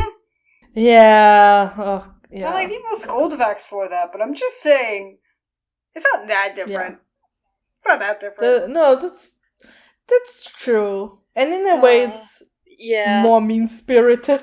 That episode isn't out yet, but you can get to listen to us having a full mental breakdown over the fact that the only one who actually really addresses how fucked up this was of Vax is Tiberius. Which is so fucked up. Oof. Which, wow, have we all gone wrong? Anyway, Percy starts shooting hands and, he shoots one hand immediately and then threatens to shoot the other one and demands... And then he goes through all of his family. Yes, except Cass.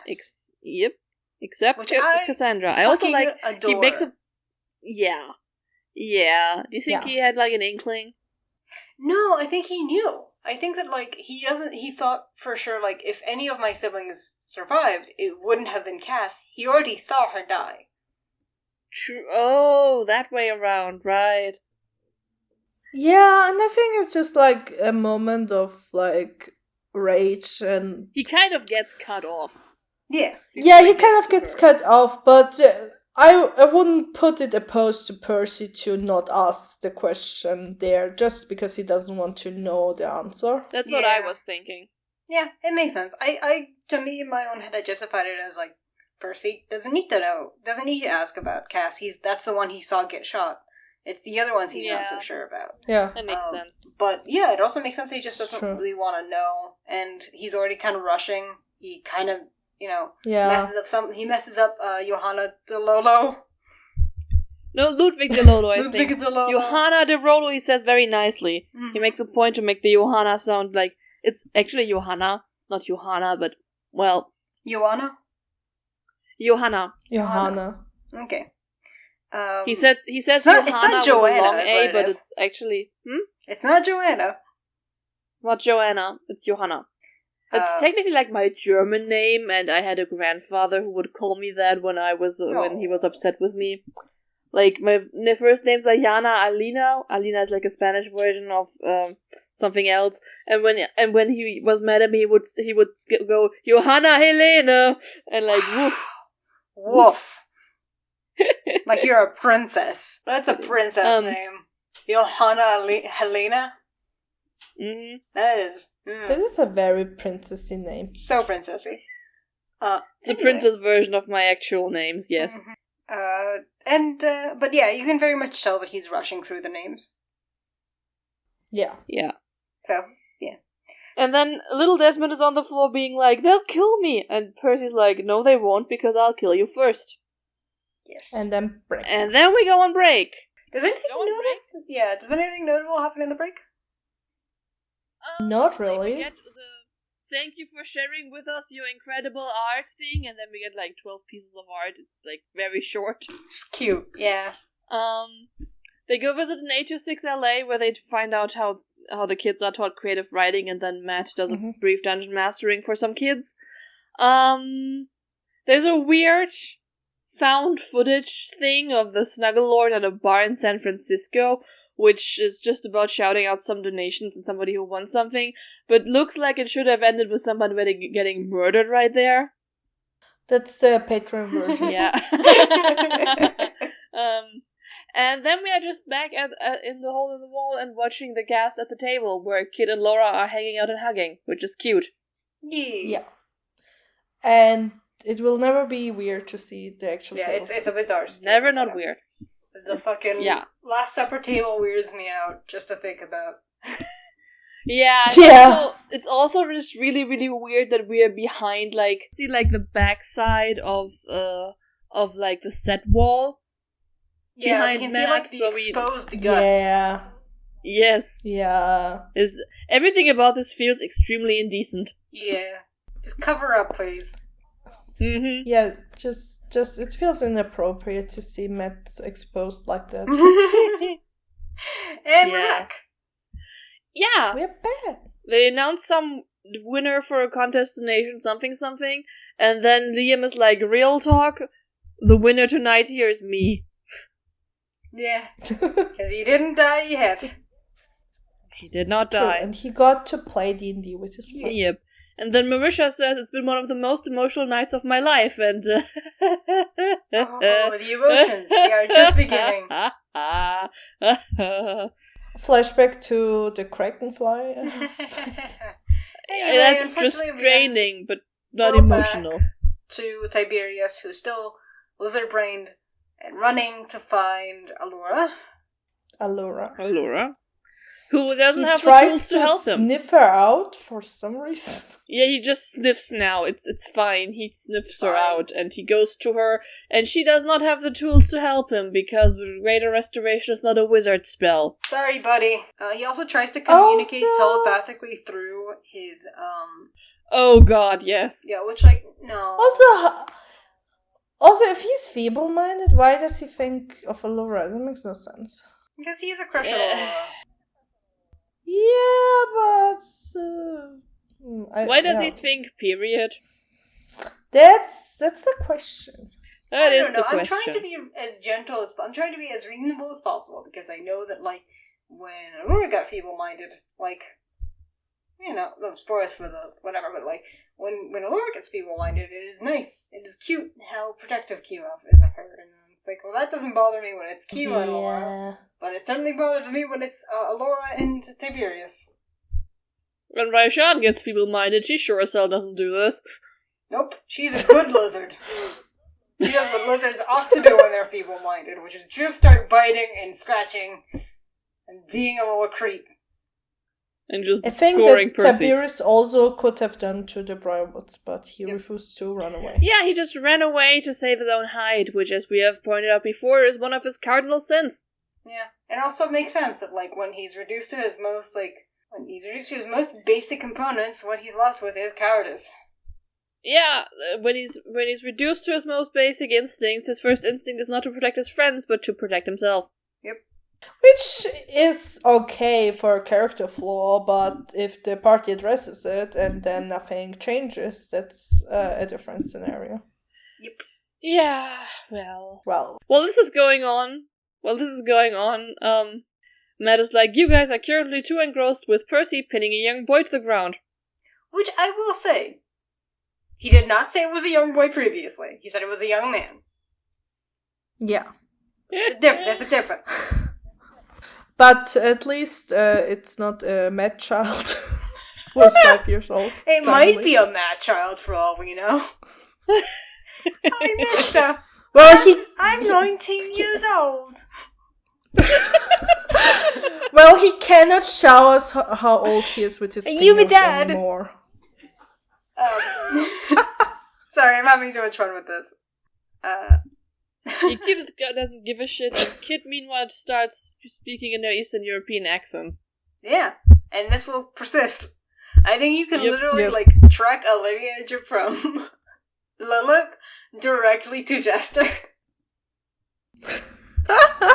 Yeah, and Marian, and every other tiefling Matt has ever had a hand with also had an Eastern European accent. Yeah, but specifically the Lilith accent, if you put it in a centrifuge and you condense it to its most concentrated form, it's just the Jester accent. Yeah. It's funny that Zara does not have that kind of accent. She didn't get the briefing. No. The moon helped her with that. It's no. The moon was like, no, you need some dueling, Zara. Oh, God. Yes. They don't manage, they are then approached by the guards. And, yeah. This is actually my favorite part because, Keelan says that well, it's not my favorite part, but it's a part that I love a lot. Because, Keelan's whole thing is, Tiberius isn't here to, tell you this, so I'm going to tell you this. You're a common guard. Do not interfere with people who are better than you. Keelan could be such a Karen if she wanted to. She could. I just find it very funny whenever Keelan is, Keelan has, the override of, I would never say this for myself, but because my friend cannot say it, I'm gonna say it. It's like a mom-friend override, but for Karen-ness. Tiberius would have asked for no pickles. Mm-hmm. He would not have asked for no pickles. He would have got mad that he got pickles, but he wouldn't have asked. That's a good point. He wouldn't have asked, and then he would have gotten mad. And he would have left the shopping cart and the parking lot. And you've so helpfully put a list of the people who are capable of casting Greater Restoration, which are Druid, Bard, Clerics, bitches. Mm-hmm. All things the party has, and that Allura is not. Yes. Which Marisha says multiple times. She can fix it, she just needs a long rest first. She needs a nap first. She needs to sleep on it.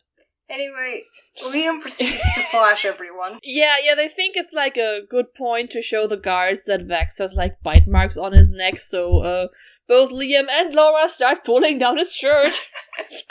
Which, is this against Twitch terms of service now? I don't think so.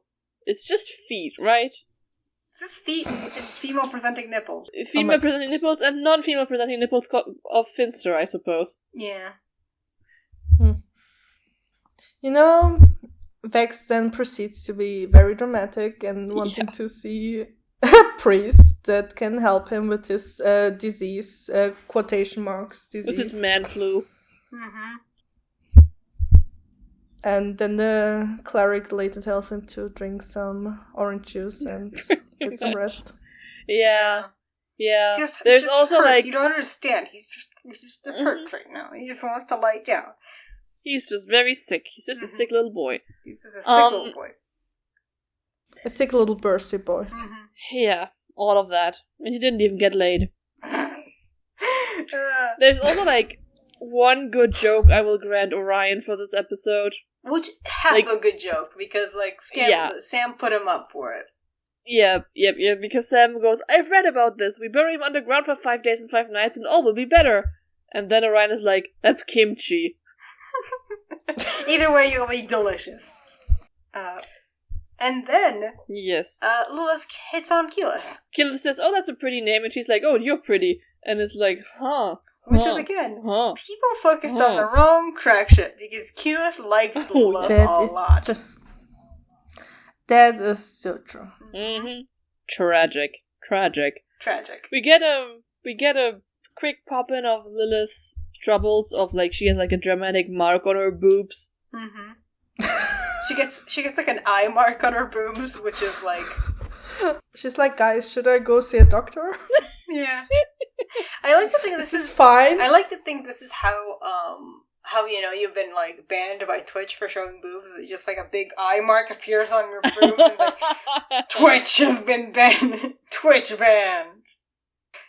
Yeah. So they have like a little bit of an incident with Uriel, but somehow they managed to be like allowed to leave, which is interesting. Yeah, privilege, favoritism.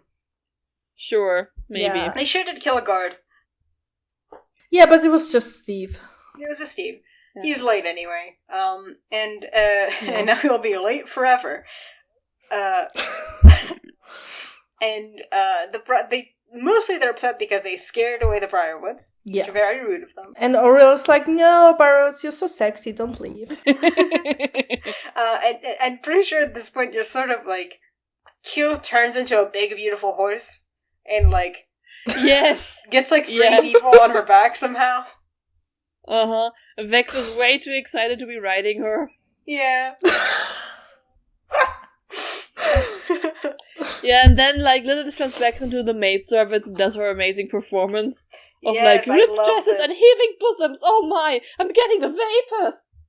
Oh my lord, it was terrible. Oh, ripped dresses and heaving bosoms.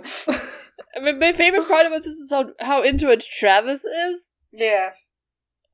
I mean, he did the Saya Gnome part. That was just his element. True. Yes. True. Do you think this is where Travis decided on his Halloween costume? Yes, exactly. I do think that this is the... Yeah, I do think so. He was like, heaving bosoms? Yes. Yes. My Travis sense. Upset maidservant? Yeah. Ripped dresses? Yes, me, future CEO Travis Willingham. Future CEO Travis Willingham. Look, he's the one who can tell that their new friend is trying to kill them consistently, okay? That's enough to become CEO. Mm-hmm. That's enough. Yeah, that's true. There are people who have less credentials who are CEOs. So by far.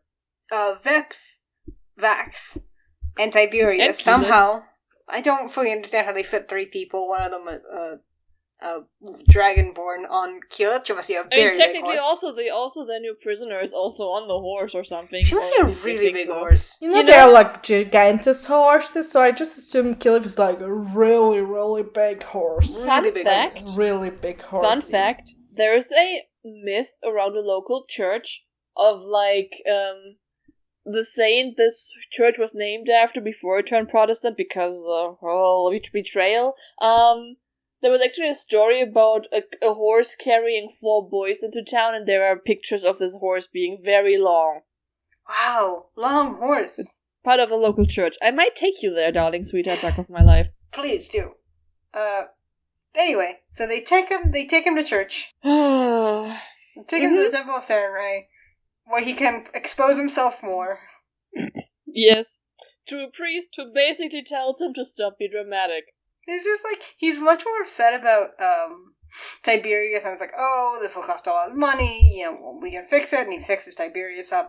But then, like, when it comes to Vax, he's just like, oh, here's, and he just, like, puts some antibiotic on, he puts some Neosporin. Here's a Band-Aid, it will heal. You're fine. It's a lollipop for your ouchie. You're fine. Babe, you're fine. You can stop exposing yourself now. You know that meme of just, like, closing the shirt and being like, you must be cold. Put your pants back on, I'm not that kind of doctor. Yeah.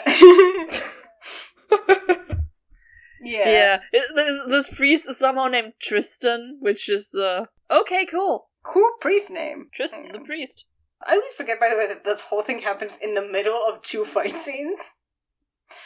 Just right in between, and also in the middle of the night. And also, for some reason, Vax is licking Trinket. He's just happy to be alive. Yeah, Vex, Trinket finally catches up to them, and then Vex is like, I miss you, little Trinket, and then Vex is weird about it and licks the bear. Yeah, he sure did lick the bear. Which is how you get fur balls, but okay. Maybe not half elves. Maybe not half elves. And then Grog very dramatically backhands Vex, like there's an echo. Oh yeah. Nobody kills you but me. There should have been a few teeth lost, but hey. Yeah. And he goes and he cries in the bushes. It's one more moment of just like, sheer like if this was a novel, they'd fuck. Yep. Yeah.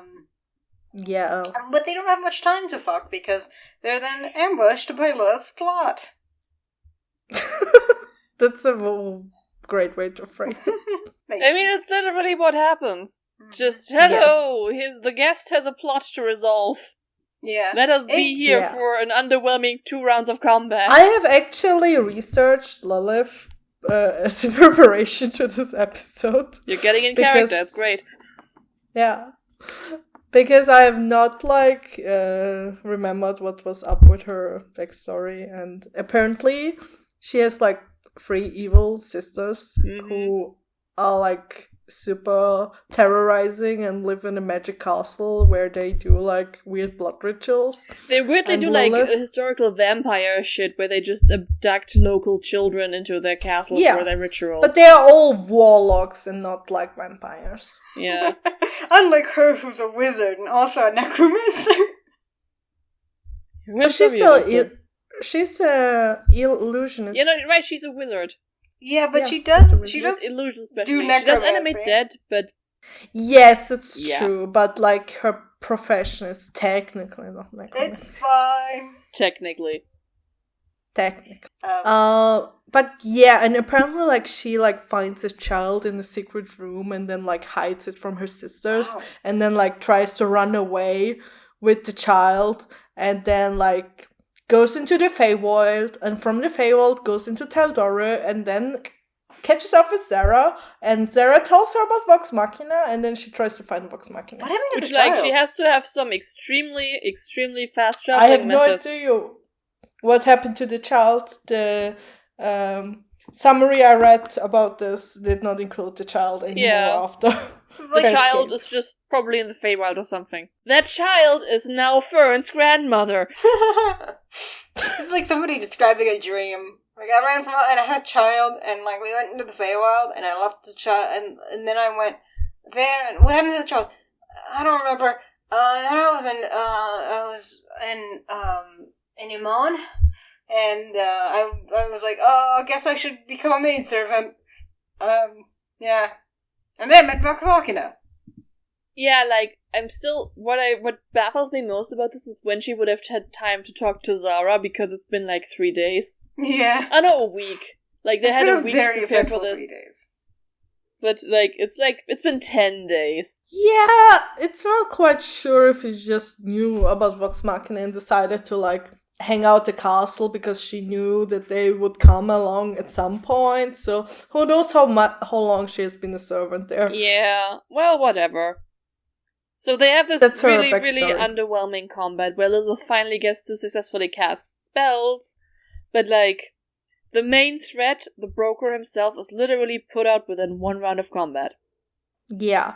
I will say one thing that I have found very interesting was the whole part where Killif casts anti-life shell and then Percy does freaked up shit that we will get to shortly and then drops the spell to just look at him and be like, what the fuck, Percy? Yeah, that's the one important thing about the scene, really. Another thing that I love is that, like, the broker gets, like, 2 lines of dialogue, and, like, it's very clear that, like, he has, like, a full preloaded personality. Like, he has, like, an accent, and he's like, yeah, I'm gonna get you to your feet. And, like, it's a British accent, but, you know, it's that kind of voice. I can legally do this. Yeah. And then, like... No, Bal, I like yours better. Yeah. I like your version better. It's like very Danny DeVito-esque, I guess. Yeah, I'm gonna get you. He does not get any more than those 2 lines of dialogue. He just, like, gets got within a round of combat. Doesn't even get to act. Do we know that he's not like an action figurine and every time they hit him, he's like, yeah, I'm gonna get you. I mean, yeah. Yeah, we don't know for a fact. Who can say? But then Percy proceeds to shoot him in the chest enough times to make a golf ball-sized hole. Sorry, a baseball-sized hole. Yeah, and the description of that is very gruesome. Mm-hmm. It's so gruesome. It's very detailed. Mm-hmm. And, like... for something where, like, prior to that, the Briar would expect, like, blowing off the guy's, like, hand and fingers wasn't as detailed to this. Yeah, it's very, like, Mortal Kombat finisher. Yeah. There are some other fun stuff, like, for doing this combat, like, not only does Lilith get her first successful spell off, Scanlan also casts Eyebite successfully for the first time, twice, putting an old woman to sleep. Grog does math when getting people up into a line of using the Javelin of Lightning once. But this is just this, like, after the highlight that was the Briarwood fight and the emotional intensity, this is just like, this feels like a chore on the way home. Like, ugh. Yeah, it very much does. What? Like, sorry, I mean, it's Lilith. funny. It's funny that, like, Percy drops his, like, kind of iconic line of, like, your soul is forfeit, and then... I mean, he starts off with... Die! Die! Percy starts his comment by being like, what is wrong with you? Why are you attacking us? Are you stupid? So, like, yeah, but he does the big, your soul is forfeit bit here. Die. And then he does an absurd amount of damage with Pepperbox. Like, he first, like, has, like, 3, like, hits with it. Uh-huh. Then like, crits with Pepperbox, then does an action surge, then does, like, 25 damage, then, like, and hits then the gun another jams. time. And the gun jams, and then Percy gets the how do you want to do this? Because, he would have gotten the how do you want to do this, like, probably after the 3rd shot, but Matt just let him cook. And there's also, I think my favorite part of this is when he does these shots, and then just intimidate, and then has, like, the mask on, and is probably smoking a little bit. drops his line, gun jams, I look at the other two and pull out my bigger gun. Yeah, I was gonna say the same thing. It's so funny, just like, he shoots until his gun breaks and then continues to pull the trigger even though it's broken, and then he just turns to the other two and pulls out a bigger gun. Yeah, that's and, bad. He gets through intimidation, and Matt gives him a D6 DM inspiration for this. Which is very nice of him. Oh, yeah. Yeah, there's a part to this where you're like, are we the bad guys? Yeah. I mean, also, I think it's... There's a point where Sam questions whether Lilith might be the bad guy in her story. She isn't, but good to ask question. He also, phrases it, it's my favorite, ACAB moment for Percy. Because, Scanlon, what he says is, maybe she's bad and this guy's a good cop. To which Percy responds by shooting the broker to death. Which I like to think is how Percy responds whenever he sees a cop. Oh, this guy might be a cop! Bang, bang, bang, bang, bang, bang, bang! It's so funny that Percy wears his mask, because we all know he's, panicking under it. Yeah. It's like, okay, nobody can see how much this is getting to me, putting on a mask. Yeah, putting on the mask so nobody can look at me right now. Yeah. Also possibly to get blood spatter in his hair, which is probably hard to wash off. That's true. True. How many times has Percy been a redhead during He wouldn't even be a redhead, he would just have, pink hair. Yeah, for, a week afterwards he washes it and it's still pink. Yeah. Because blood's hard to get out of stuff. For. Oh, yeah. That's true. That's why Percy bleaches his hair. Just get some more even, Yeah, just Anyway, the old woman starts running away. At this point, Lilith... Matt just makes the most endearing old woman sounds and movements. Yeah. Yeah. Her spell gets, she tries to attack them and then she gets counterspell, so she just turns around and starts running. Just starts jogging. Lilith is taking a time out of combat, literally while combat's still happening. It's just spend a minute casting Animate Dead on a corpse. Yeah. Also, while they try to kill this old woman, Liam has this tangent of don't be ageist, that is an evil bitch, she needs to be killed. Yeah! And Matt is she's currently asleep on the ground. And I mean, that's a good thing, because by being asleep on the ground, she doesn't notice how Tiberius then employs his weird super weapon and just chops her up. Yeah, so many moments here taken out of context are so funny. I found it so just so funny to hear Vax say, that's an old bitch killer. I don't care if he's old. You guys, you know that feeling when you've been had a busy day and it's approaching 2 a.m. and you're back you're in the car on the way back home, and the only thing you can do to stay alive is being become slightly unhinged and laugh dramatically. Yes. And everything is just you feel like you're drunk but you're not. Yeah. And everything is happening so much and you just need to get through this. Mm-hmm. This is where we're at. This is the energy here. Yeah. Everyone just hanging on for dear life, but oh my god, this is a lot. There's also these battles that I categorize as Vox Machina sublimates. It happens after the Chroma Conclave, where they run into a group of looters and they just destroy them. Oh yeah. Oh yeah. Just this combat didn't go the way that we wanted it to. Who's the nearest target? You. We have some shit to work through. Yeah. Yeah. So they then, like you said, chainsaw an old woman to death on the floor because she's sleeping. Yep. Yeah. Yep. It's kind of brutal, and the Matt is well, at least she was asleep, so she didn't notice how Tiberius just killed her brutally.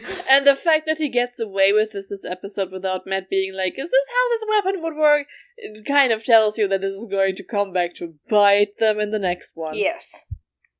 Yeah. Also, you can see that Matt was just very pleased to have feeble minded Tiberius, and that was his win. That was his win for the episode, and I respect it. Yep. Yep. At this point, and then we just they manage to basically get the last guy, who's like this guy wearing a mask, has a very scarred face.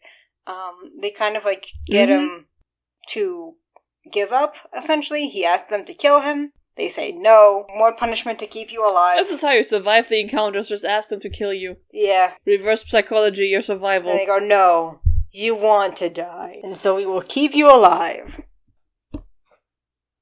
Yeah, and then they sent him off to Sarah. Actually, no, they send the animated body. They try to, but I think he just walks into the ocean. Yeah, they send the animated body back to Zara. Zara? I thought it was the other guy. Wasn't there another guy? No, they tell the living guy to go join... No, he says, I'm gonna walk into a lake and hopefully I'll die. Oh, ocean. Okay. Yeah. They try to send him to Zara, but he just walks off into the nearest ocean, and it's like, just right there, and nobody stops him, and okay. You know, the thing about Amon is that in all the years that I've, like, watched CR1, I didn't know it was a city on the ocean, and I was so confused when they did it in the animated series. I didn't know it was surrounded with water. I actually had that response when I saw the map for the first time, when they released like the full detailed map, and I saw that Amman was a beach city. I was like, it's a beach city? Right? It doesn't... It's a port city. Landlocked. Yeah, I don't think it's a beach city, but it is a port city. Like, guys, they literally, that's literally where they go on their ocean journey towards the Kraken. I know they do, but it doesn't feel like it's the same place. Yeah. Because the conclave happened, but okay. Okay, cool. I don't know, I always forget it. I know fundamentally, it's like the two moons thing, you know? Like, for, like, campaign same. 1, we knew that there were two moons, but, like, we didn't really think about it. Did we? Was that ever mentioned before the campaign guide came out? I think they mentioned in campaign 1. Yeah, I think it was. Like, at some point. At some point, but I don't think it was ever, like, I'm not sure whether this was before or after they actually published a campaign setting that I'm looking at right now. Yeah, I'm not so sure. Across the room from me. Yeah, maybe it was a late edition. Maybe. No. Anyway, anything else we want to say before the episode wraps? No, they kind of just ended here, don't they? Yeah, they kind of ended here. End. Yeah. Mm-hmm. Yeah, like, I mean, we get the implication that Lilith is coming to sleep at the keep with them, which I think is, like, the final talking point, I wanted to get into here because we won't have time next episode, and honestly, we don't care. Fair enough. Did they fuck? No. Thank you. You heard it here first, folks.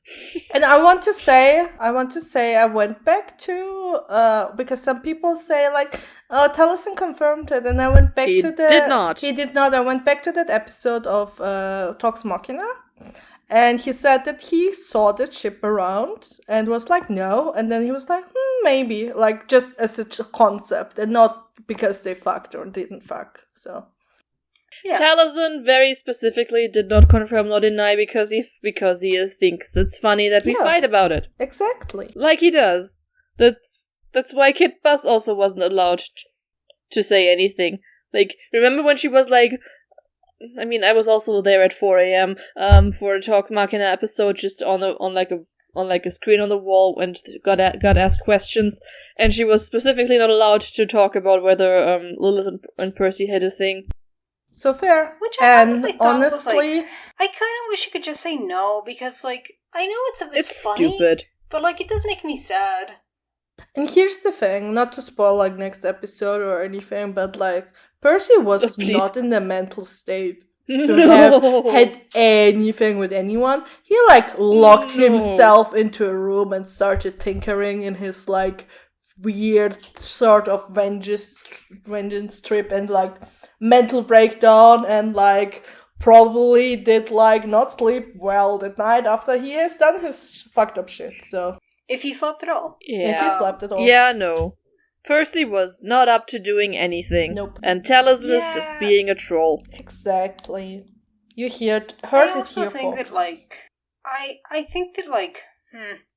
It also just makes me sad because, like, she's such a fun character, Lilith, and there's a lot going on with her that we never get to revisit. And it just makes me sad that, like, the only thing people talked about for a very long time was like, oh, did she fuck Percy? And it's like, come on. This just feels, like, sexist and objectifying and gross. Oh, yeah. I don't like it. It just makes me feel icky. Yeah. Yep. I agree. Alright, then I think that we are done with the episode, huh? Yeah. Do we want to rate it? That's usually where we go now, unless Michelle wants to say something. No, I wanted to ask, don't you guys have to Purvan Scale it? That's what we do after we declare we're done here. Yeah, there we go. Yep, so... She said it. The Purvan Scale. Do you want to start, Michelle? Who, me? We scroll up all the way to 0.7 and then you see the scale. 0.7. P is for pizzazz. This is where we kind of have to reward Liam for committing to dressing slutty. Yeah. I do have to commend him for that. And he also, has a nice bracelet. I like Matt's red shirt, and Travis looks really good. Yeah. Yep. Laura Bailey always looks good. And the good. bed. Remember the bed? Remember the wrinkles on the bed? Yeah. Yeah. Yeah. Also to be, I don't know if that counts as pizzazz, but like, kind of had some pizzazz, like the hole in the body and the hand shot off. It had some flair and some style. I don't think we put that here usually, but sure. Sure, fine. Yeah. So how many points does it give us? Like a 1.5? What? Like a 1? We listed all of these things and you want to give this episode a 1 point for pizzazz. Like a 2? Michelle, what do you think? I think I'm being subjected to torment. Michelle, what do you want to give it?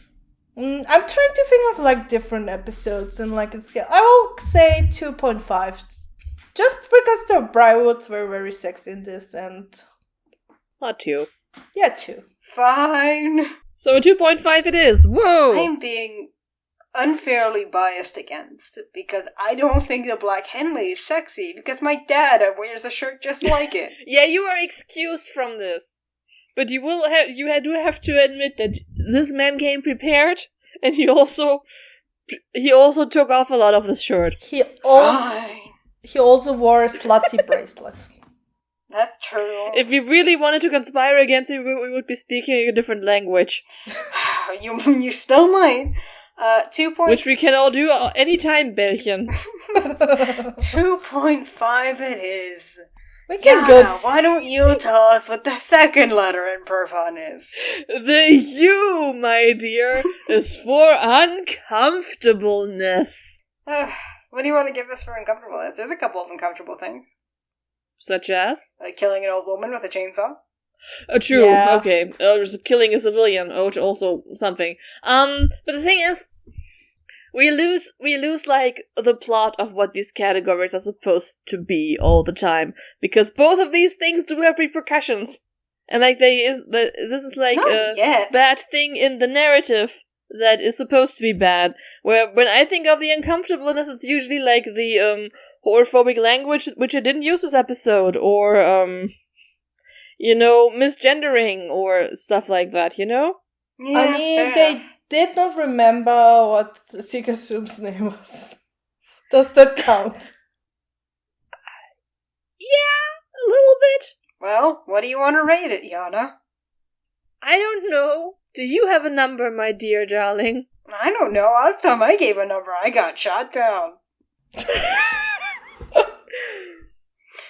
You excuse yourself from the Liam Henley debate anyways. Like you are not excused like a negative 1.5, like a negative 1. Negative 1 feels fine to me. Fine. Are we fighting? I'm just hungry. The R in Purvan Perv. Yeah, it's your turn and it's the R. Okay, the R stands for role-playing realness, and I want to give this one a 3 minimum because of Silas. Yeah. Your soul is forfeit. I do think like there were good Percy roleplay moments, and also the Brywoods were excellent. Like, I also think Vex is as tolerable as he ever is when he's doing roleplay. Vex was committed to being slutty, yes. That's not what I was talking about. He was committed to his man flu. He was dramatic in the way that Vex is always dramatic.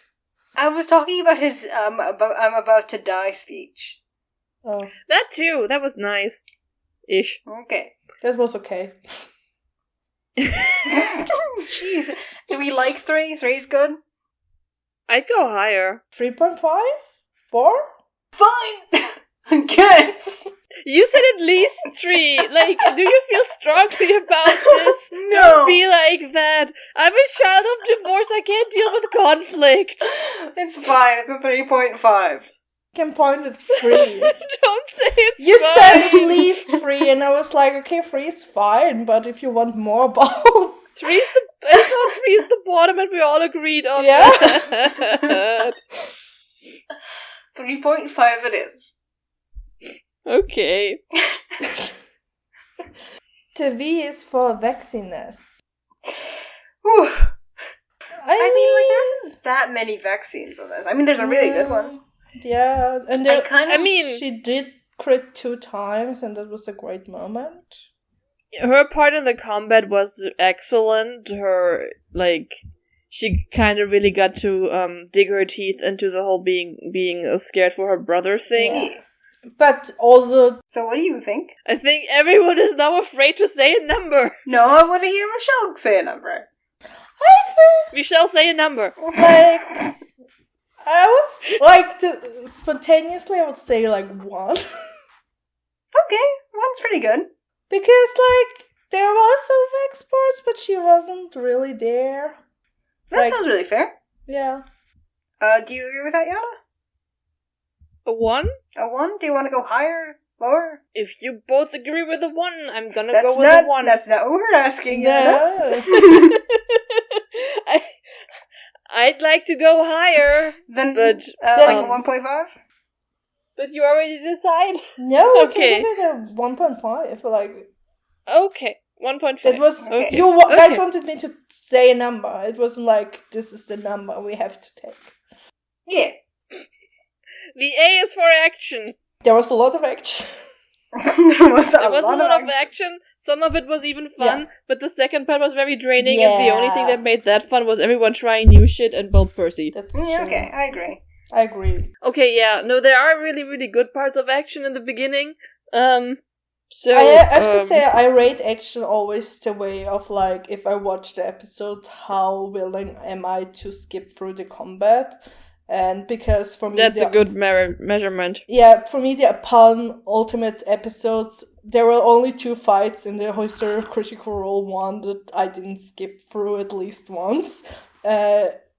So I would, like, start at, like, a 2? Yeah, I was actually going to say 2 as well. Yeah, 2 is fine. 2 is fine. Because the We're doing first 2. part is good and the second part drags and you can just skip it. Yeah. I agree. You can't really skip it, you need the Percy line, but other than that... You can skip around. Yeah, you can skip to the line and you don't miss any of the combat. Watch at 1.25 speed, that's what I did. Exactly. Yeah, so fair. Okay, bring it home, Bällchen. Okay, the N stands for 9 cents, and... I mean, I guess there was a little bit of 9 cents with just the whole, like... Yeah, they got like a minute of it down between combats, maybe. Yeah, which is... It's not awful because it is, like... We got a lot of, like, guest characterization out of it, which is, like, pretty good, actually. So I'm actually gonna say, like, possibly, like, a positive 9 cents? Like, a positive 1.5? No, not positive 1.5. A positive 0.5? Yeah, that's where I was going to. That feels right. Right? Do you feel the same way, Michelle? Yeah. Yeah, it was... Okay, yeah, positive. yeah. That sounds Alright, reasonable.